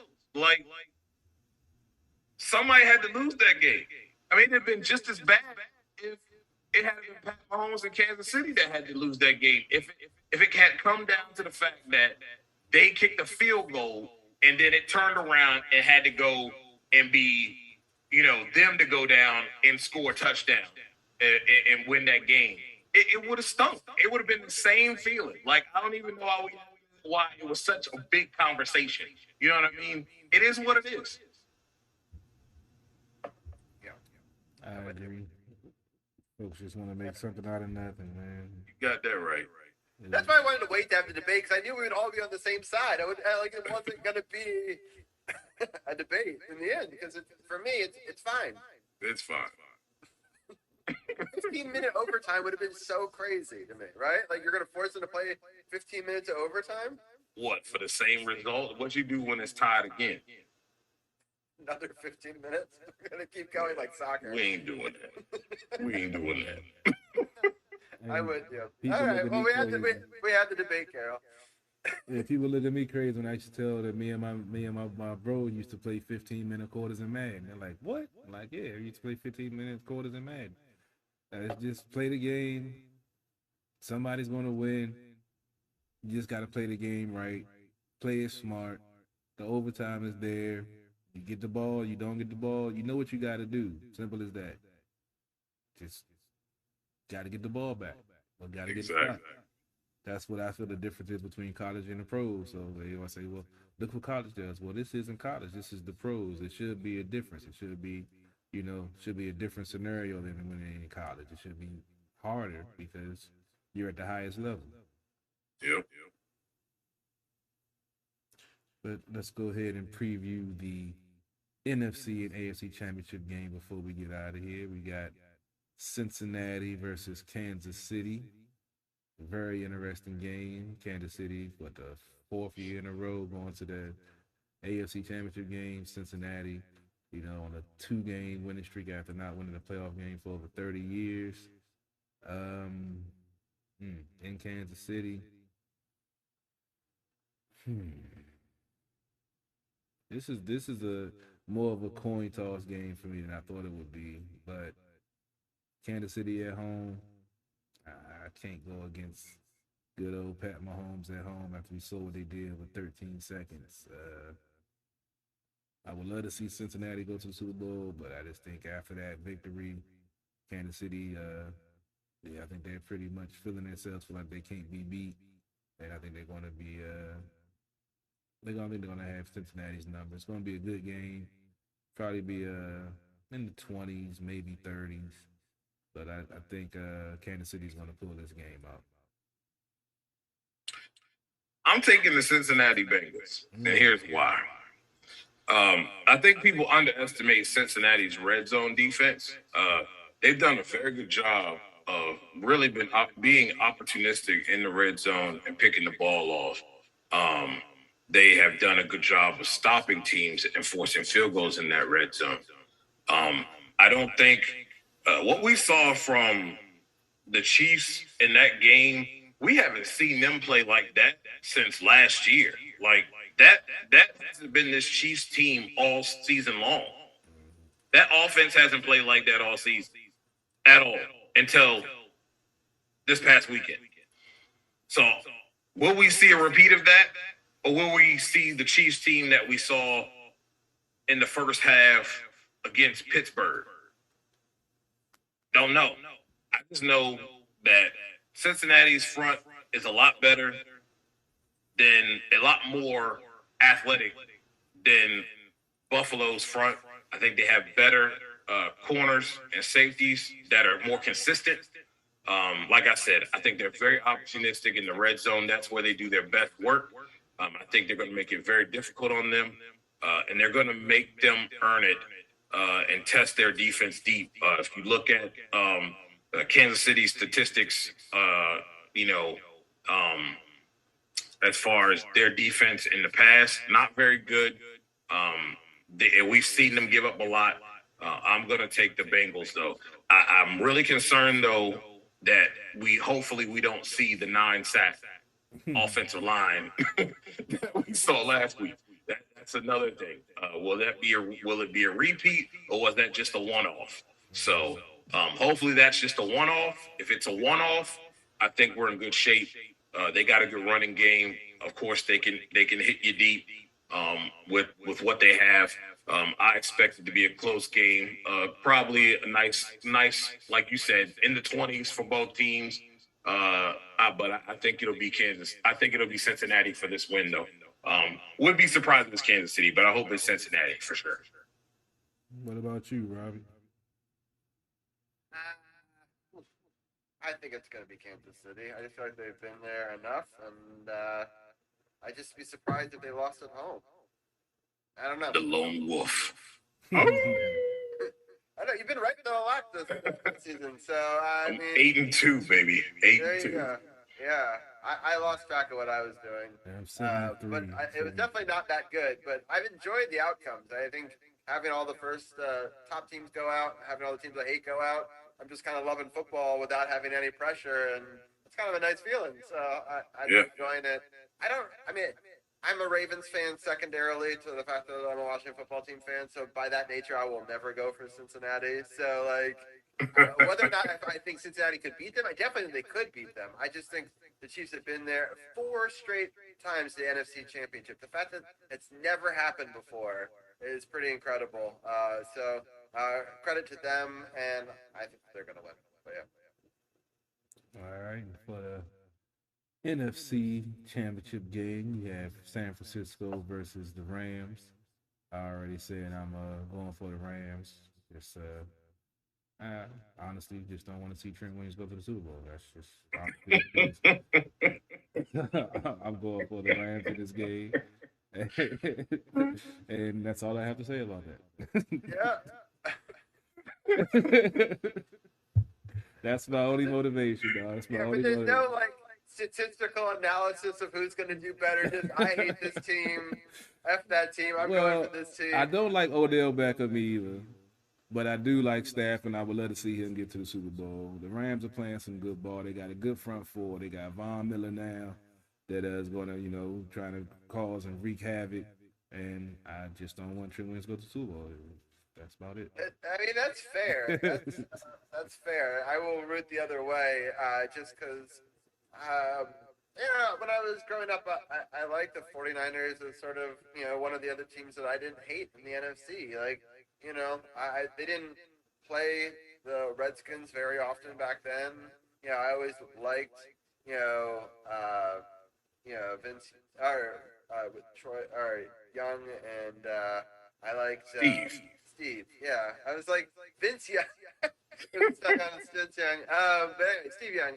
He was really awesome when I was growing up. But anyway, I think the 49ers have a decent chance. I think that the Rams beat them because I don't think that the 49ers are going to win 3 times against the same team, and it's in LA. But I would love the 49ers to win. But what do you think, Divisional? I'm taking the Rams. Even though the Rams will once again let their foot off the gas because it just seems to be what they do. I don't know what it is. It's a Sean McVay thing, and it's something he's been doing all year. I just don't see it. Like I said, in 49ers' last 4 games or 3 games, including the last game of the regular season, he's got 4 interceptions, man, and he's only got 1 touchdown. He can't put the ball in the end zone to save his life. I don't trust their offense, and I don't trust their quarterback. Their defense for the Rams, a lot of pieces there. Aaron Donald's going to be putting pressure on you. You got Von Miller. The inconsistencies with the secondary, though, it does bring up a question. But at the end of the day, it's still Jimmy Gay. Like, if it was a different quarterback, I could see the Rams losing. But I think they're clicking on all cylinders. I like what they're doing offensively. What Sean McVay's doing offensively, focusing on the run, and then allowing the play action to come off of that. I think that's been better for Matthew Stafford's game. He's looked better doing it. I mean, what can you say about Cooper Kupp? Just tough to cover. They're lining him up and putting him in different scenarios, and just allowing him to find the weaknesses in the defense. And Stafford's just finding him and allowing him to make plays. So, it's going to be a tough game for the 49ers. If Jimmy can't make plays, and he hasn't done it, and I don't expect him to do it, I'm taking the Rams. But I will say this.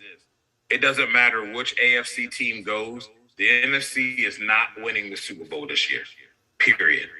Because the AFC is significantly better than any NFC team that you could have put. If you had to handpick an NFC team, it's still not better than any AFC team that you could put in there out of these playoffs.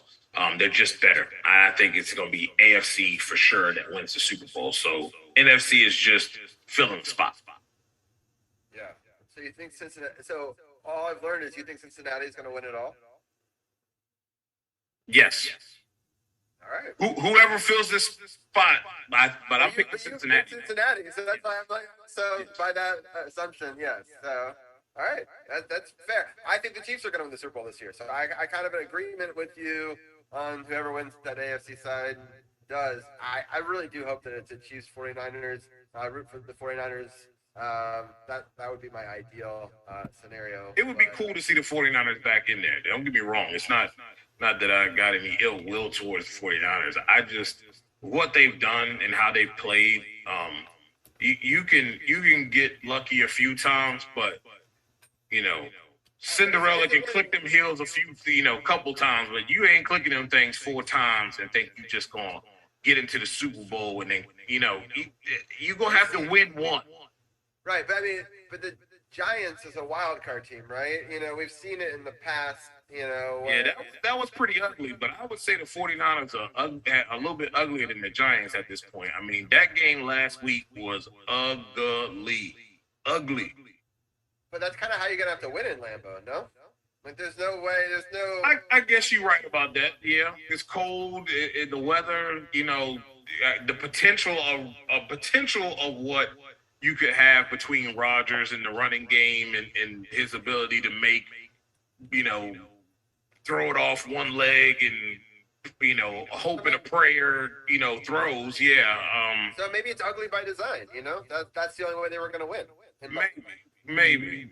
Well, like I said, I wouldn't count them out because, like, I also don't trust McVay to learn from his mistakes last week.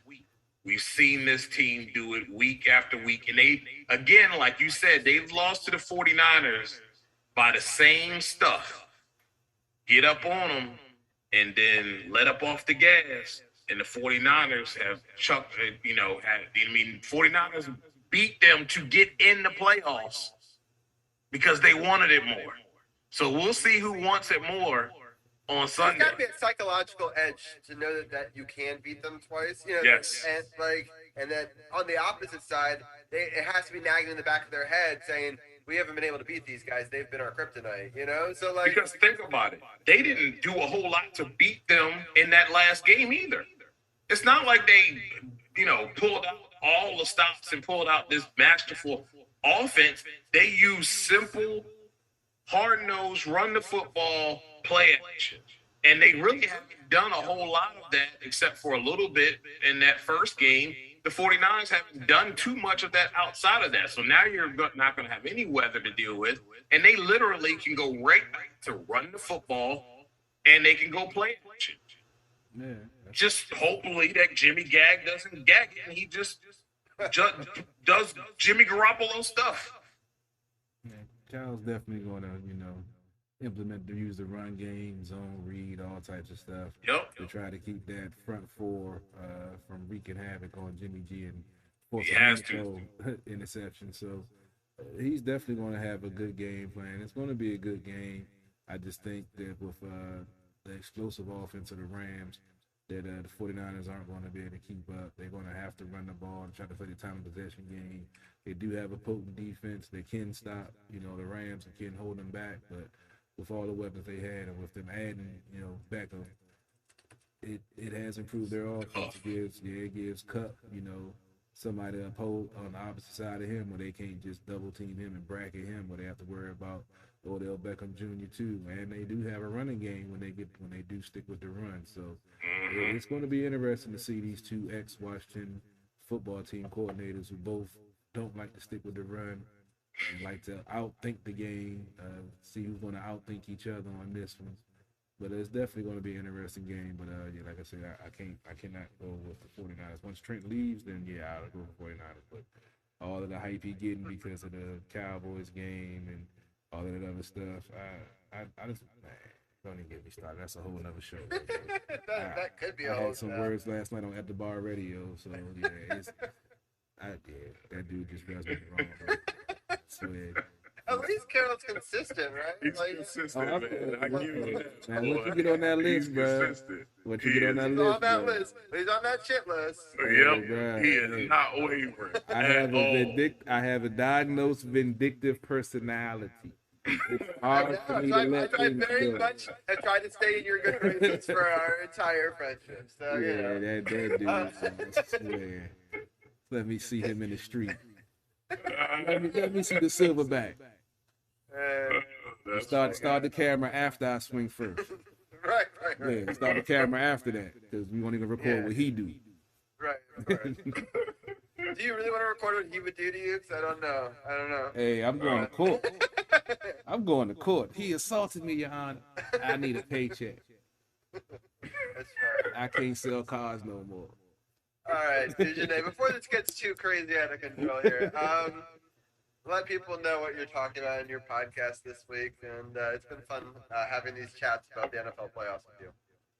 Well, we have the Not Bland show is up.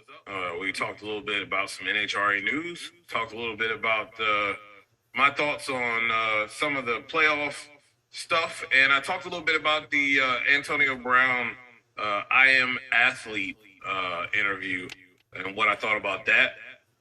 We will have some NHRA specials on the breakdown. Going to talk to a few drivers, hopefully, right before testing that will be in February.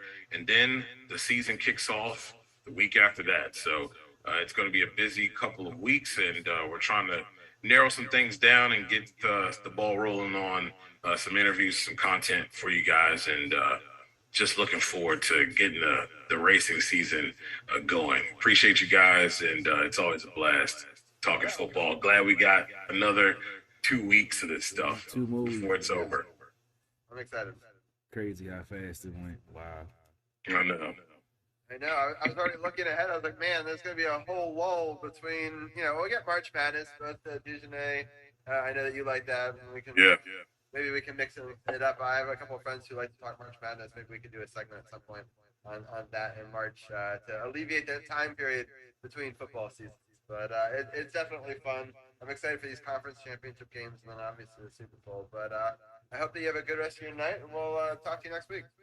All right, brother. Y'all have a good one. Take it easy, bro. Right. So we'll bring in both segments ran long, but they're both fantastic, so I have no complaints here. We're going to bring in DC's People Champ, who I've been chatting with in Twitch chat. We've had having a good time over there. We've gotten raids. People have been watching us. I really appreciate it. Mod's doing awesome mod things, and we're bringing in Tim now. Let me see if I can do a quick little screen share as we go around and let's see.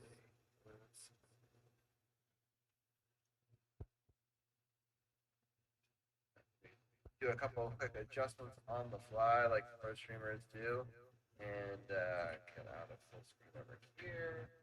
And then let's take a look at the Washington Wizards. And a pretty terrible week. Be honest. Let's bring in our panelists for today's shitty basketball. Well, the first game was actually really close, but well, actually a couple of them are close, but they don't. None of them go our way. But so they're very disappointing results. I just want to put a caveat out there for any Wizards fans, but they would already know that. But our first guest is Champ. Champ, how are you doing tonight? 0-3. That's how I'm feeling. Yeah. I don't even think we actually made predictions last week on how we thought they would do. I was trying to think about that because there's two of us. No, we didn't. Yeah, we didn't. Which is good because neither of us would have picked 0-3 probably. And so, but yeah, so it's rough. But hopefully your week's starting off well, Champ, and you enjoyed some of the football this weekend. All right. I'm actually watching the NFL upload on the YouTube the final 2 minutes of that KC Buffalo Bills game plus the overtime, and I'm watching it right now. This is absolutely amazing stuff.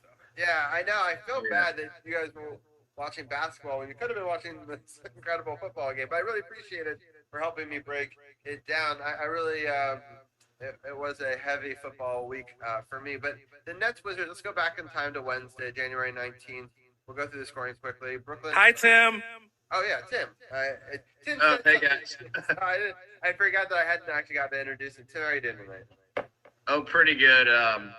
Happy to break down these losses. Not really, but glad to see you guys. Yeah, awesome. Did you end up watching some of the football as well? Yeah, I mean, I watched all three Wizards losses, and this one yesterday was before the Bills game, so I didn't miss anything great. Yeah, that's true. All right, so yeah, Nets start off hot. Then they put together a 41-point second quarter, so they're really behind the eight ball at that point. The Wizards outscored them by 1 in the third, and they outscored them by 10 in the fourth, and they actually, I believe it, tied the game up in the final minute of this game, only to end up losing. Is that correct? Or I know it was very close to the very end. I don't know if they actually. Yeah, I think that's right. And they had a chance to win it at the end, but they missed two buzzer beaters. Oh yeah, I think I may have seen that. Yeah. So the people who played fairly well for us. We had a couple people in double figures there. Bradley Beal at 23, Montrez at 14, Denny 13, Rui 14, Kyle Kuzma had 16. And unfortunately, the Nets get to play with Kyrie Irving when they play road games. And so 30 points for him in this game. And LaMarcus Aldridge had 27. And they just kind of held on to win this. They outshot us and better on the free throws as well, at least percentage-wise. Washington did make more free throws. And then, it's relatively close on some of the other stats, which is why it was only a 1-point game. But I was impressed with the fight for the Wizards to come back, but it's just like you can't let yourself go down that much so early. I kind of didn't even think they were going to make a game of it. But, Champ, what are some of your thoughts on it? This game should have went to overtime. Okay, you see, it's a 1-point loss. You know why it's a 1-point loss? Because one of the assistant coaches from the Brooklyn Nets hit the ball while it was still in play and led to a turnover. That should have been a bench technical and a technical free throw. That is the difference between this game. Now, yes, Brooklyn outscored the Wiz big, not big, but pretty much big in the second quarter. That's been the Achilles heel of this Wizards team, is either the second or the third quarter, and that's going to be a trend this past week. But you take away that coach involving himself in the game and hitting the ball, causing a turnover, and we not getting a technical foul for that. This is a different ball game, in my opinion. And honestly, I think the Wizards may end up winning it in overtime, honestly. But that didn't happen. Unfortunately, we're sitting here talking about a loss, and all they could do with that is find the coach $10K and the team $25K. Great, grand, wonderful. Good job, NBA. Awesome. But this was a very close game. Again, the Wizards know how to play up to these type of opponents. The Nets are one of the best in the East. They played up to them, and they came up short. That's basically the long and short of it. Yeah. Tim, what are some of your thoughts? I was pretty happy with the Wizards' effort this game. The defense was really bad in the first half because they let the Nets shoot, I think, over 60% in the first half, but they really tightened it up in the second half. So I like the fourth quarter effort. They played really desperate basketball at the end, and they had a great chance to win. I agree with Champ. I think they should have suspended the coach one game. That's some Mike Tomlin BS, and you got to give the guy one game because it kind of sets a precedent. It's $10,000. For the Nets, that's a great investment for a win. Kuzma would have had a bucket on that clearly too, because the defender was running straight in. He was just going to go right around him for a dunk or a layup. So I think that could have been the difference in the game. But there's no point in harping on it.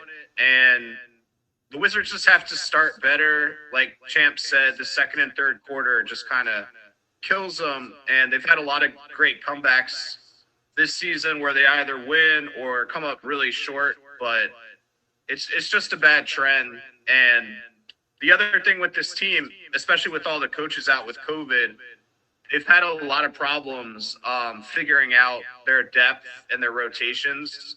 They just have 2 or 3 extra guys right now. So you can tell with all the guys playing, they don't really gel necessarily. So they have a lot of lineups that are struggling and some are doing well, but the game feels very uneven with these different coaches and tons of players playing.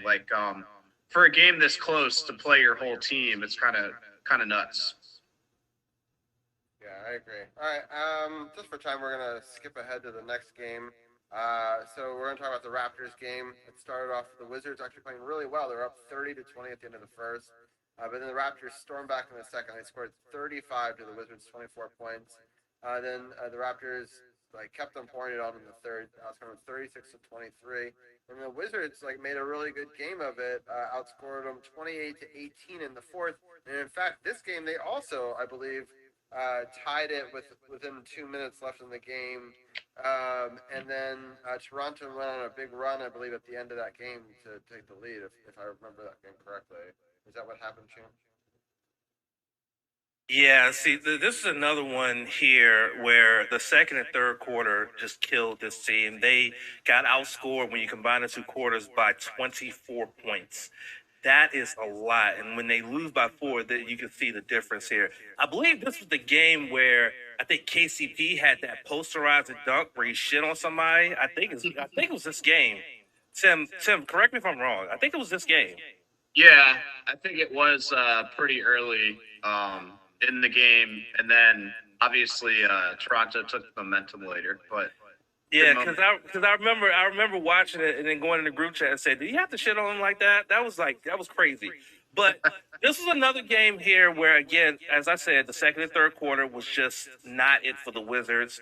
And then they had a big fourth quarter to make it a respectable game by outscoring it by 10, but by then it was too little too late. And, Van Vliet hitting a tie-breaking 3 with less than a minute to go was a sealer. So again, they got to clean up the play in the second and third quarters. They got to clean that up, and we'll talk about that more in the next game.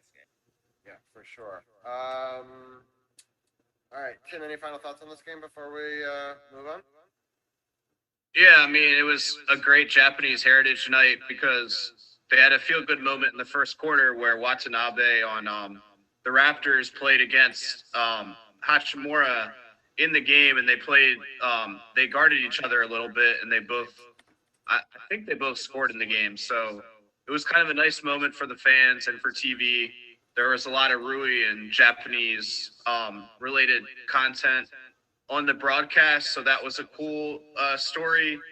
And obviously the first quarter went great. The game went downhill, but like we talked about, typical Wizards comeback, just to come up short. And Scotty Barnes, I mean, this guy kills the Wizards already in his young career. He's making a case for Rookie of the Year.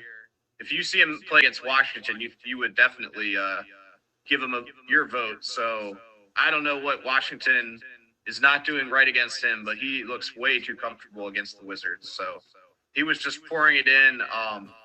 Van Vliet always kills the Wizards. So just another good game for him.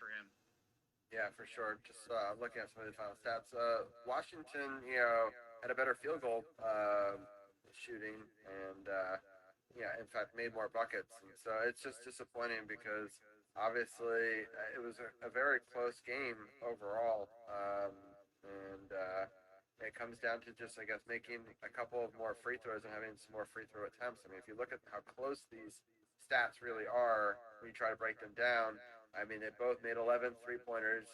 In fact, Toronto made one less field goal than Washington did overall. And the difference literally is those 6 points that you see on that free throw line.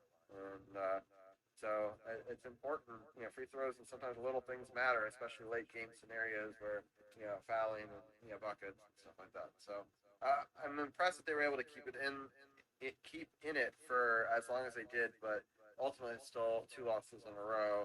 And it kind of sets them up for this ultimate failure here, where this is a really bad game. They got outscored 31-25 in the first.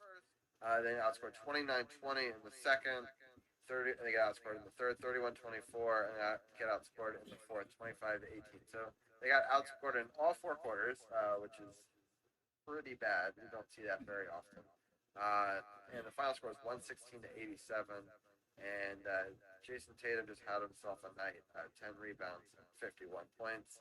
And then there was other double-digit scorers too, but whenever somebody puts up 51 points, you better have somebody that also put up 30 or 40, and we did.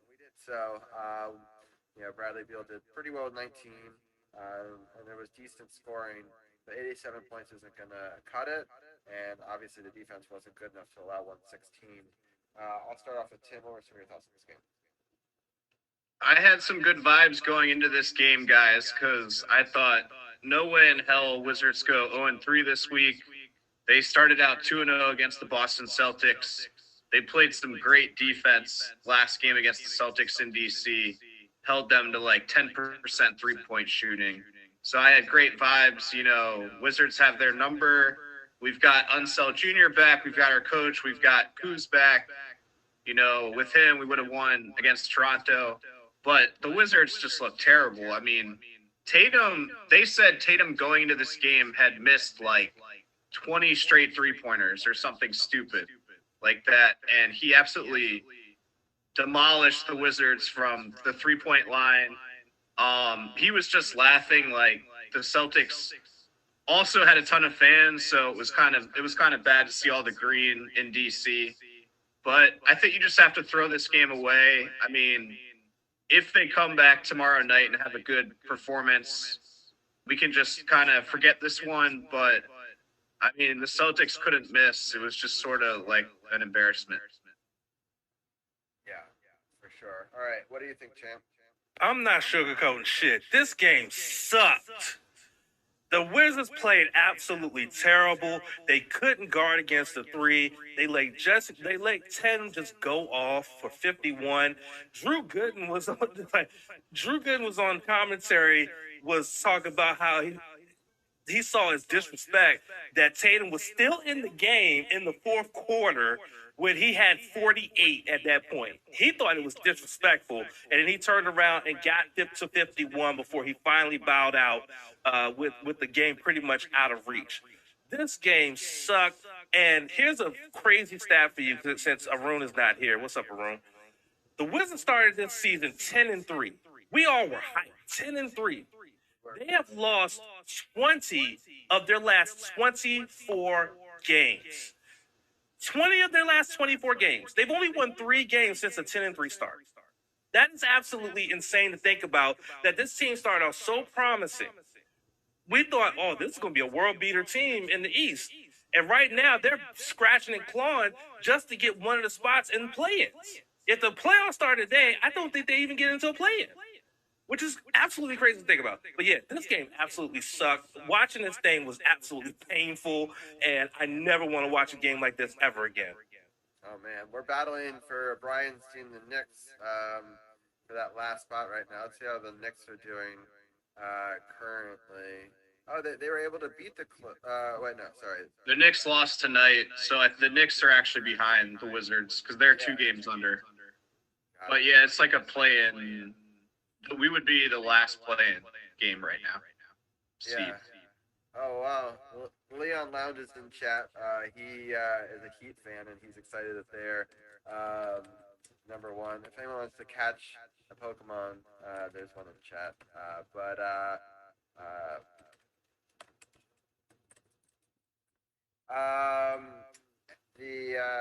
Let's get back into the week ahead, since there's not a whole lot more to talk about for that. So the Washington Wizards. That refresh. There we go. We got the Clippers tomorrow at 7, and then we got the Grizzlies at Saturday at 8. So just 2 games this week. Look at the Grizzlies. So it was the Grizzlies, right? Was that the first one? Yeah. Yeah, Grizzlies, Clippers. No, Clippers was first, and then Grizzlies. So let's go back to the standings. So the Clippers have been where are they? They're in 9th. So they're in a similar position to where we find ourselves.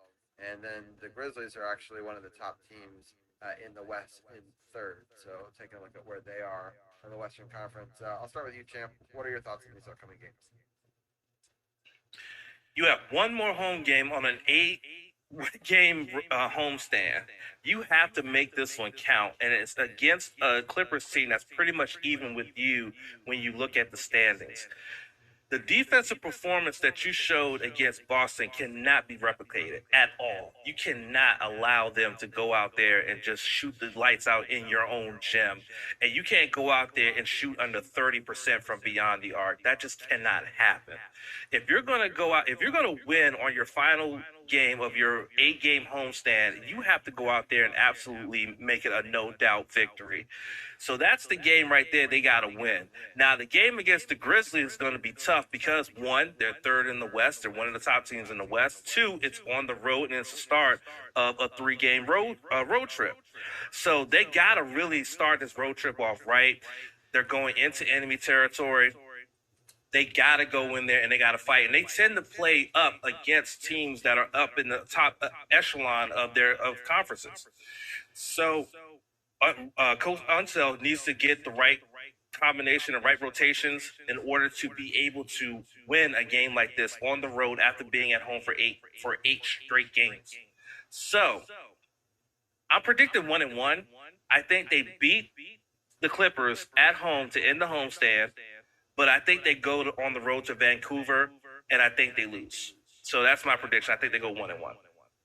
Memphis, though. Yeah. You're thinking back in the day, NBA Live, Memphis Grizzlies, or Vancouver Grizzlies. Yeah, Memphis. Jesus Christ! Listen, it's been a long day. It's 11 p.m. man. I miss those Grizzlies teams anyway. They had cool jerseys. Yeah, they did. So Memphis is good.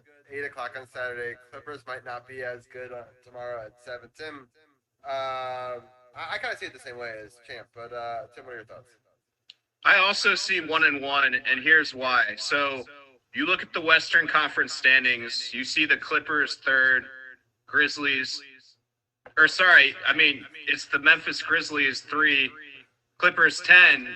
I was just going to say, you would normally think it would be the opposite because the Clippers have a talented team and they made the finals of the Western Conference last year, and they're really underachieving. And I like the Wizards in this game because to put up an absolute goose egg, I think they're going to come out and play a really good game. They have a good coach.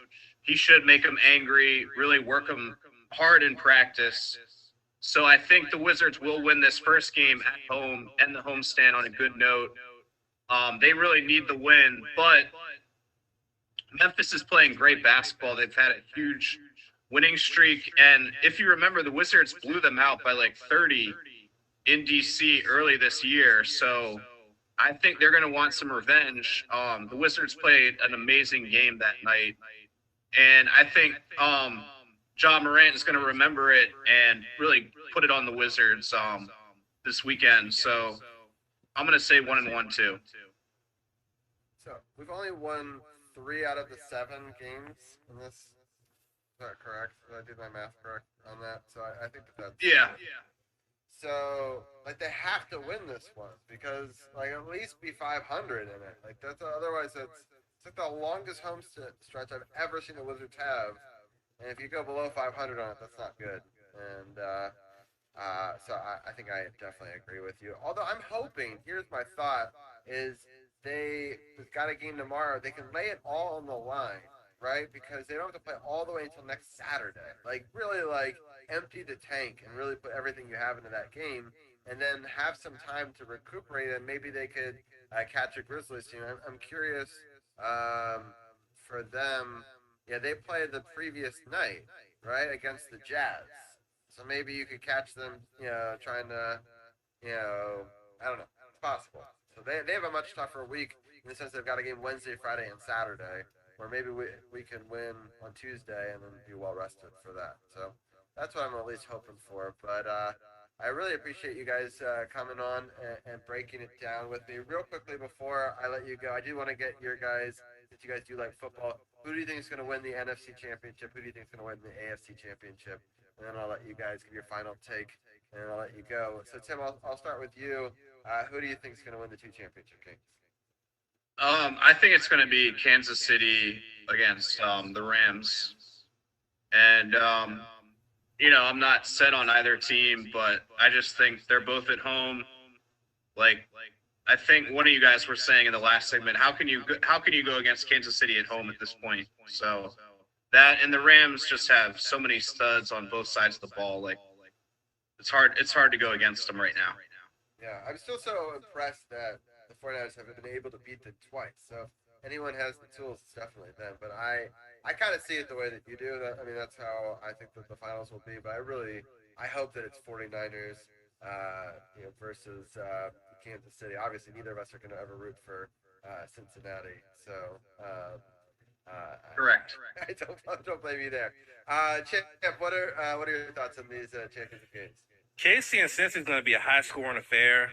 we have two very high-powered offenses, but I feel like Joe Burrow and the company, they don't have it as much as KC does. I think Pat Mahomes and them showed it against Buffalo. I saw that ending, and wow, what an ending. So I picked KC to win the AFC Championship game. On the NFC side, I feel like it will be the Rams. And what will be crazy, and I said this in our group chat, is that this will be the second year in a row that the host team plays in the Super Bowl, because the Super Bowl this year is in SoFi Stadium, which is the LA Rams home stadium. Last year, Tampa Bay did it. It's possible for the second year in a row. It'll be the Rams that'll be playing in their home stadium for the Lombardi Trophy. So I'm going with a Rams Chiefs Super Bowl. Yeah, it's crazy to me because for so many years it's never happened in the home stadium, and then potentially that it could happen 2 times in a row.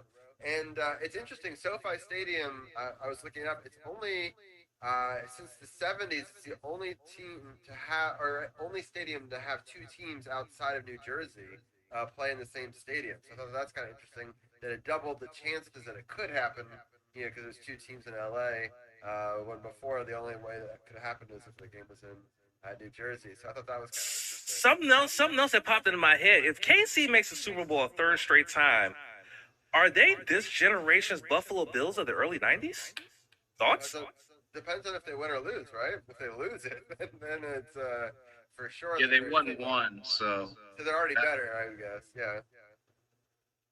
But I can see that. I can see that argument. I mean, I could also, if they win it, then they could be talking about dynasties and Patriots and things like that. So I would say it's closer to Patriots if they win, and it's closer to Bills if they lose, right? So, but it's definitely possible. But I really enjoyed breaking the basketball down with you guys, and hopefully we'll have 2-0 to make up for the 0-3 week that.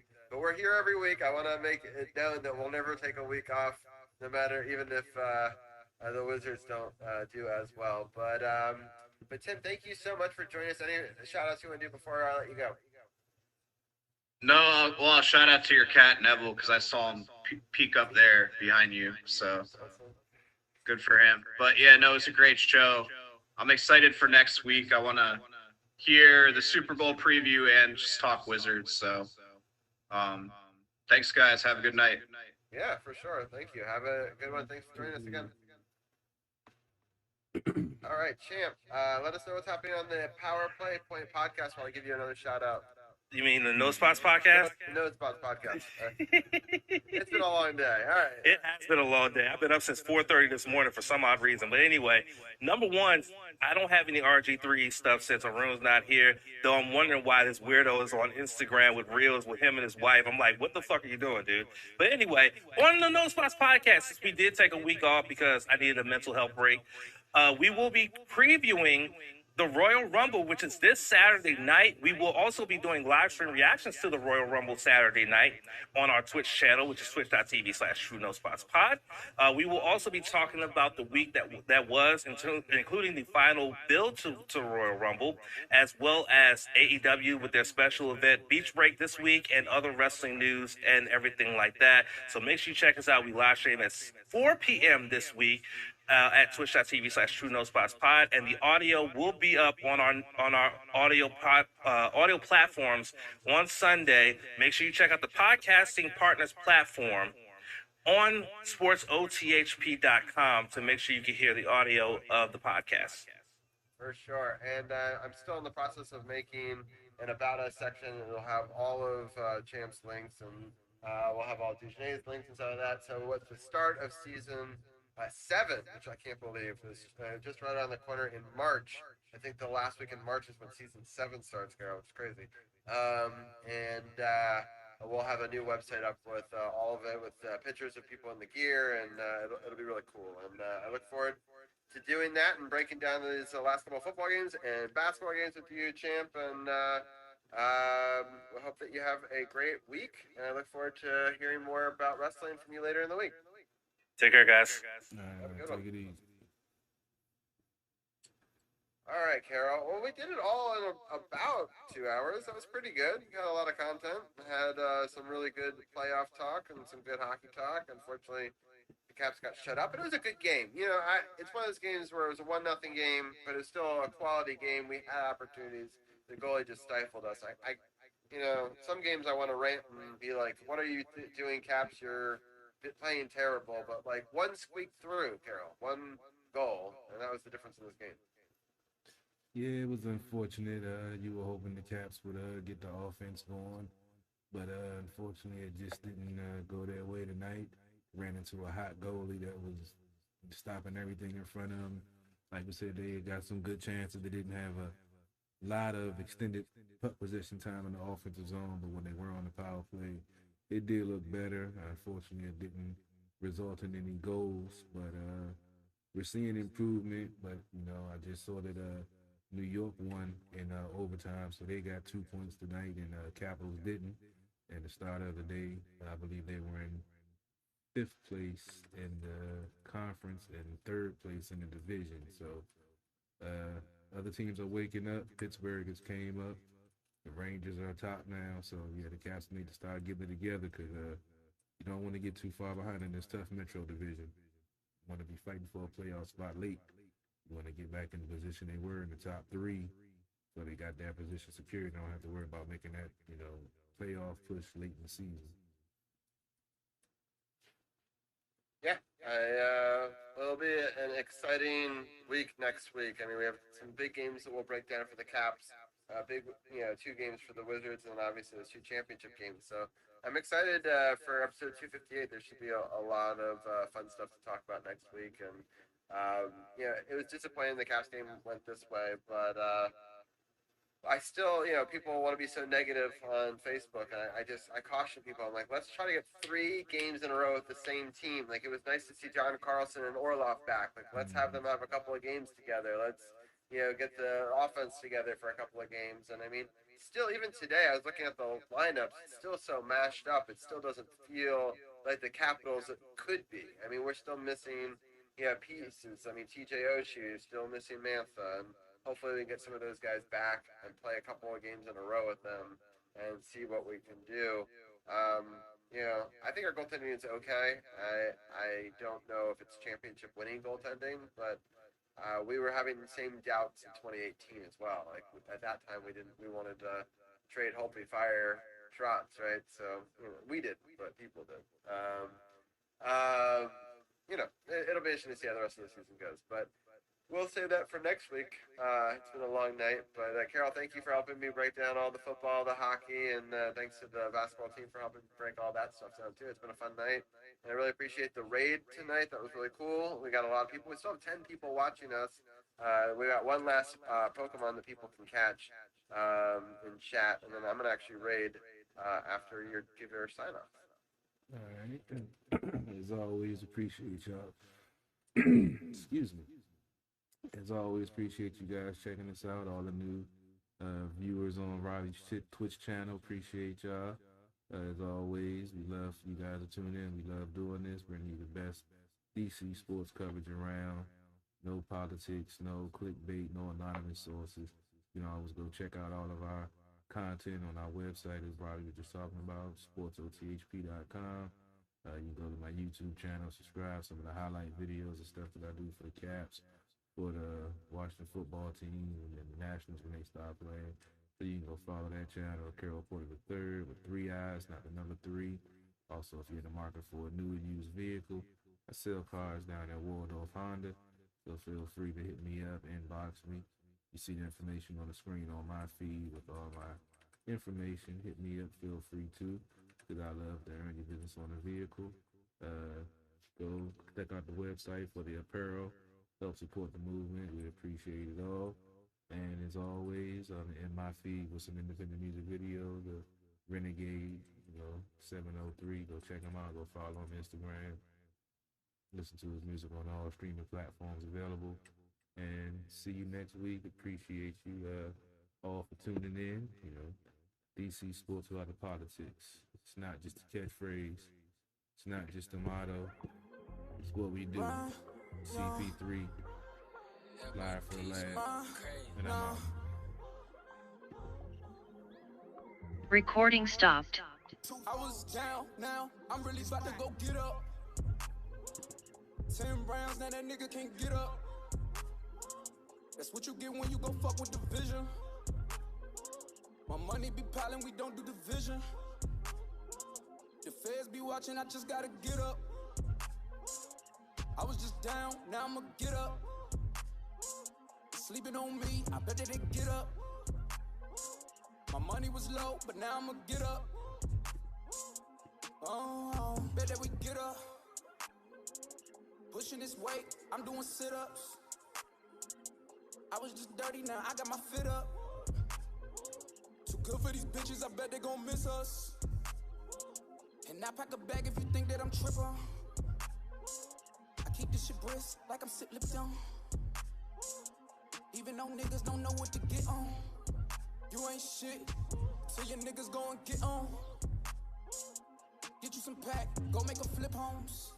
Yeah, I'm stuck in my bad ways. Niggas always being burnt out, so I dip them all in the ashtray. I don't understand these niggas that just always talking about, yeah, they past ways. I don't understand these bitches always comparing me to they past days.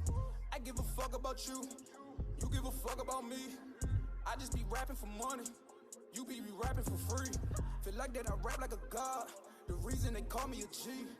I'm against all of these odds, niggas ain't fucking with me. Never no worries, Hakuna Matata. They say that I'm hot cause the devil with Prada. I'm soldier boy first and these niggas gon' follow. Catching no feelings, you catching these hollows. Ride with Rodriguez like I fuck with Rollo. Ain't got no time when I see this Movado. Bet that bitch shine like I'm in Monte Carlo. Looking at me like I done hit the lotto.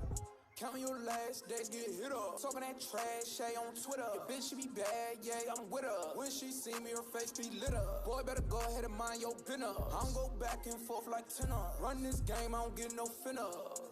But we bout to get up. 10 rounds, now that nigga can't get up. That's what you get when you go fuck with Division. My money be piling, we don't do division. The feds be watching, I just gotta get up. I was just down, now I'ma get up. Sleeping on me, I bet that they get up. My money was low, but now I'ma get up. Oh.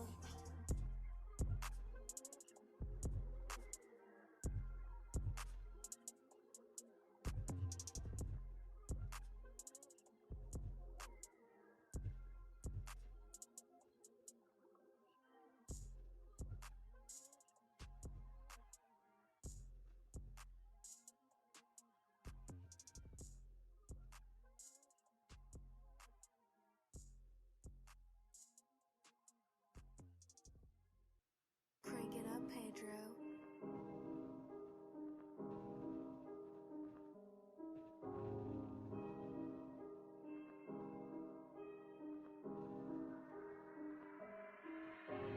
I gotta wake up and go get the bread. I gotta go ahead and clip up the smash. She all in her feelings, she giving me sex. I got a slack, sweat on my ass. Count up on a move, that's a digital dash. They been just losing, I'm living these fads. Never go broke cause I got me a stash.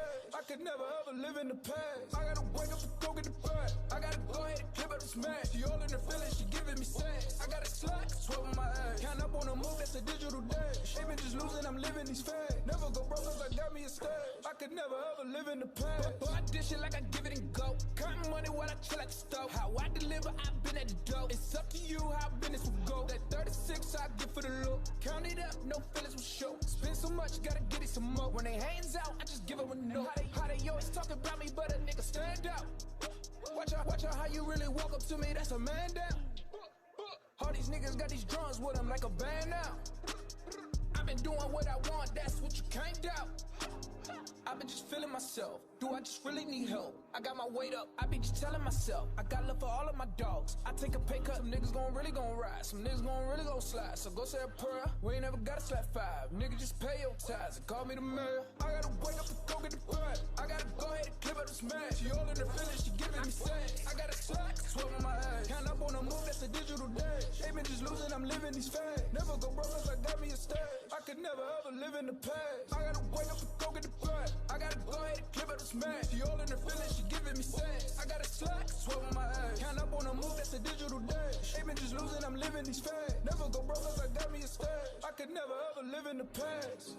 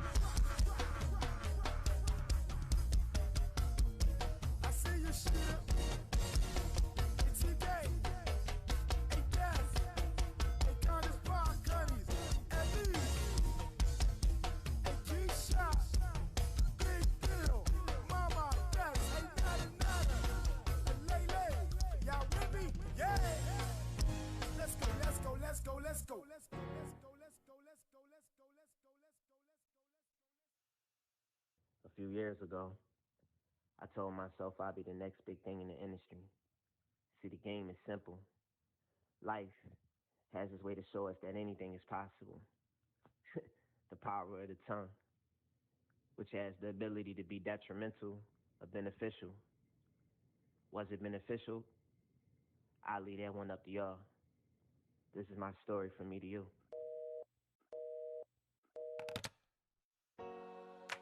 If you're listening to this song right now, I'm speaking specifically to you. I want to give you my testimony and tell you a little bit about myself, if you don't mind.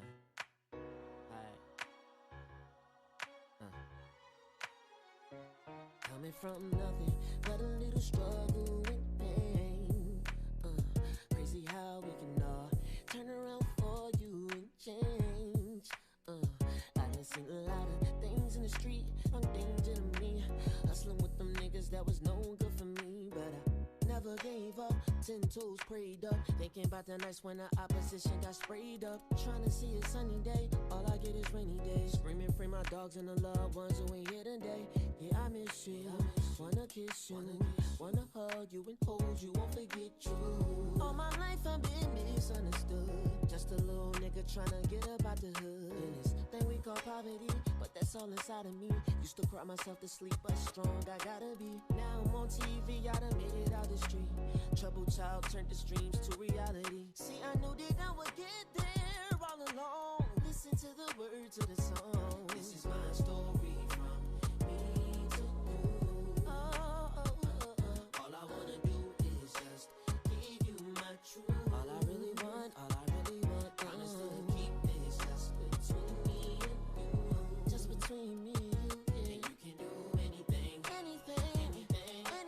Just believe in your dreams will come true. Who would've thought that we would come up like we did? Running around on Upland Street, man, I never forget. They told us we was bad, always getting in some shit. Breaking windows from throwing rocks, but we was just being kids. And smoking at the park, coming in after dark. Rolling with them thug niggas, reckless with no heart. Sexing on them, hood rats addicted from the start. Trapping and catching cases, ghetto life is so hard. Coming from a broken home, left me all alone. Neglected as a child with nothing to call my own. But now that I'm good, now that I'm paid, I'm shining, everything is okay. This is my story from me to you. All I wanna do is just give you my truth. I'm giving you my truth, will you hear me? Promise to keep this just between me and you. Don't you tell nobody no. And you can do anything. Just believe in your dreams will come true. So yeah, this is a to B conversation. And with great faith, you can see your way out of anything.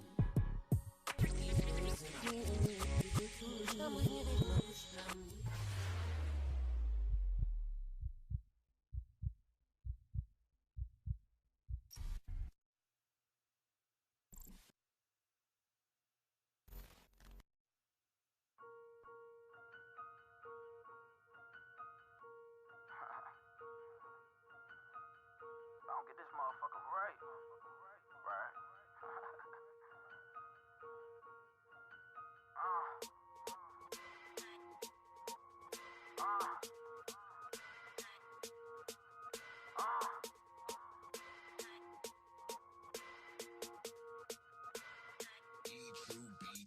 If you ain't a boss, switch your position. They hating me on the low. I cannot listen. I pack your bag if you tripping. I got me your superstition that you been looking for ways. Get me up off this mission. My grandma told me, boy, watch what you pitching. You stay safe at the base and not what you whipping. They just all in my business. Scotty knows just what a pippin'. Flow like I be rapping. Tiptoeing J's when I'm riffing. They say I be hot, but I think I'm sizzling. Surgically put on the clinic. Spit it out just to a dentist. Try to do me some good, but they say I'm a menace. We back and forth like it's tennis, and I can't mold out my image. But we can't really change what you already felt, and nobody can say we never did help, never did it to mention. So let's calm all the tension. Let's just show you what's real and just get back to this business, you know.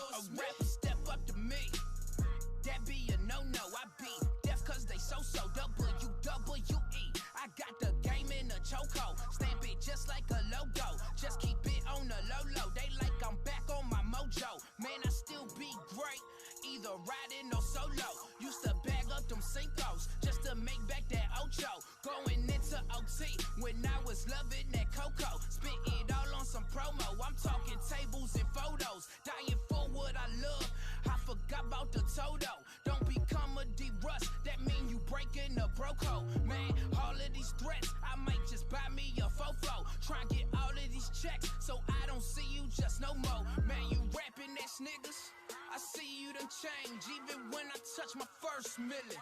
I stay the same, you can't deliver the know. Fuck this game like a porno. They hearing this like, oh no, ain't from DC, but he go. Trying to make a flip up off a quarter P. This is what it is and what it's supposed to be. I've been right here if you ain't noticed me.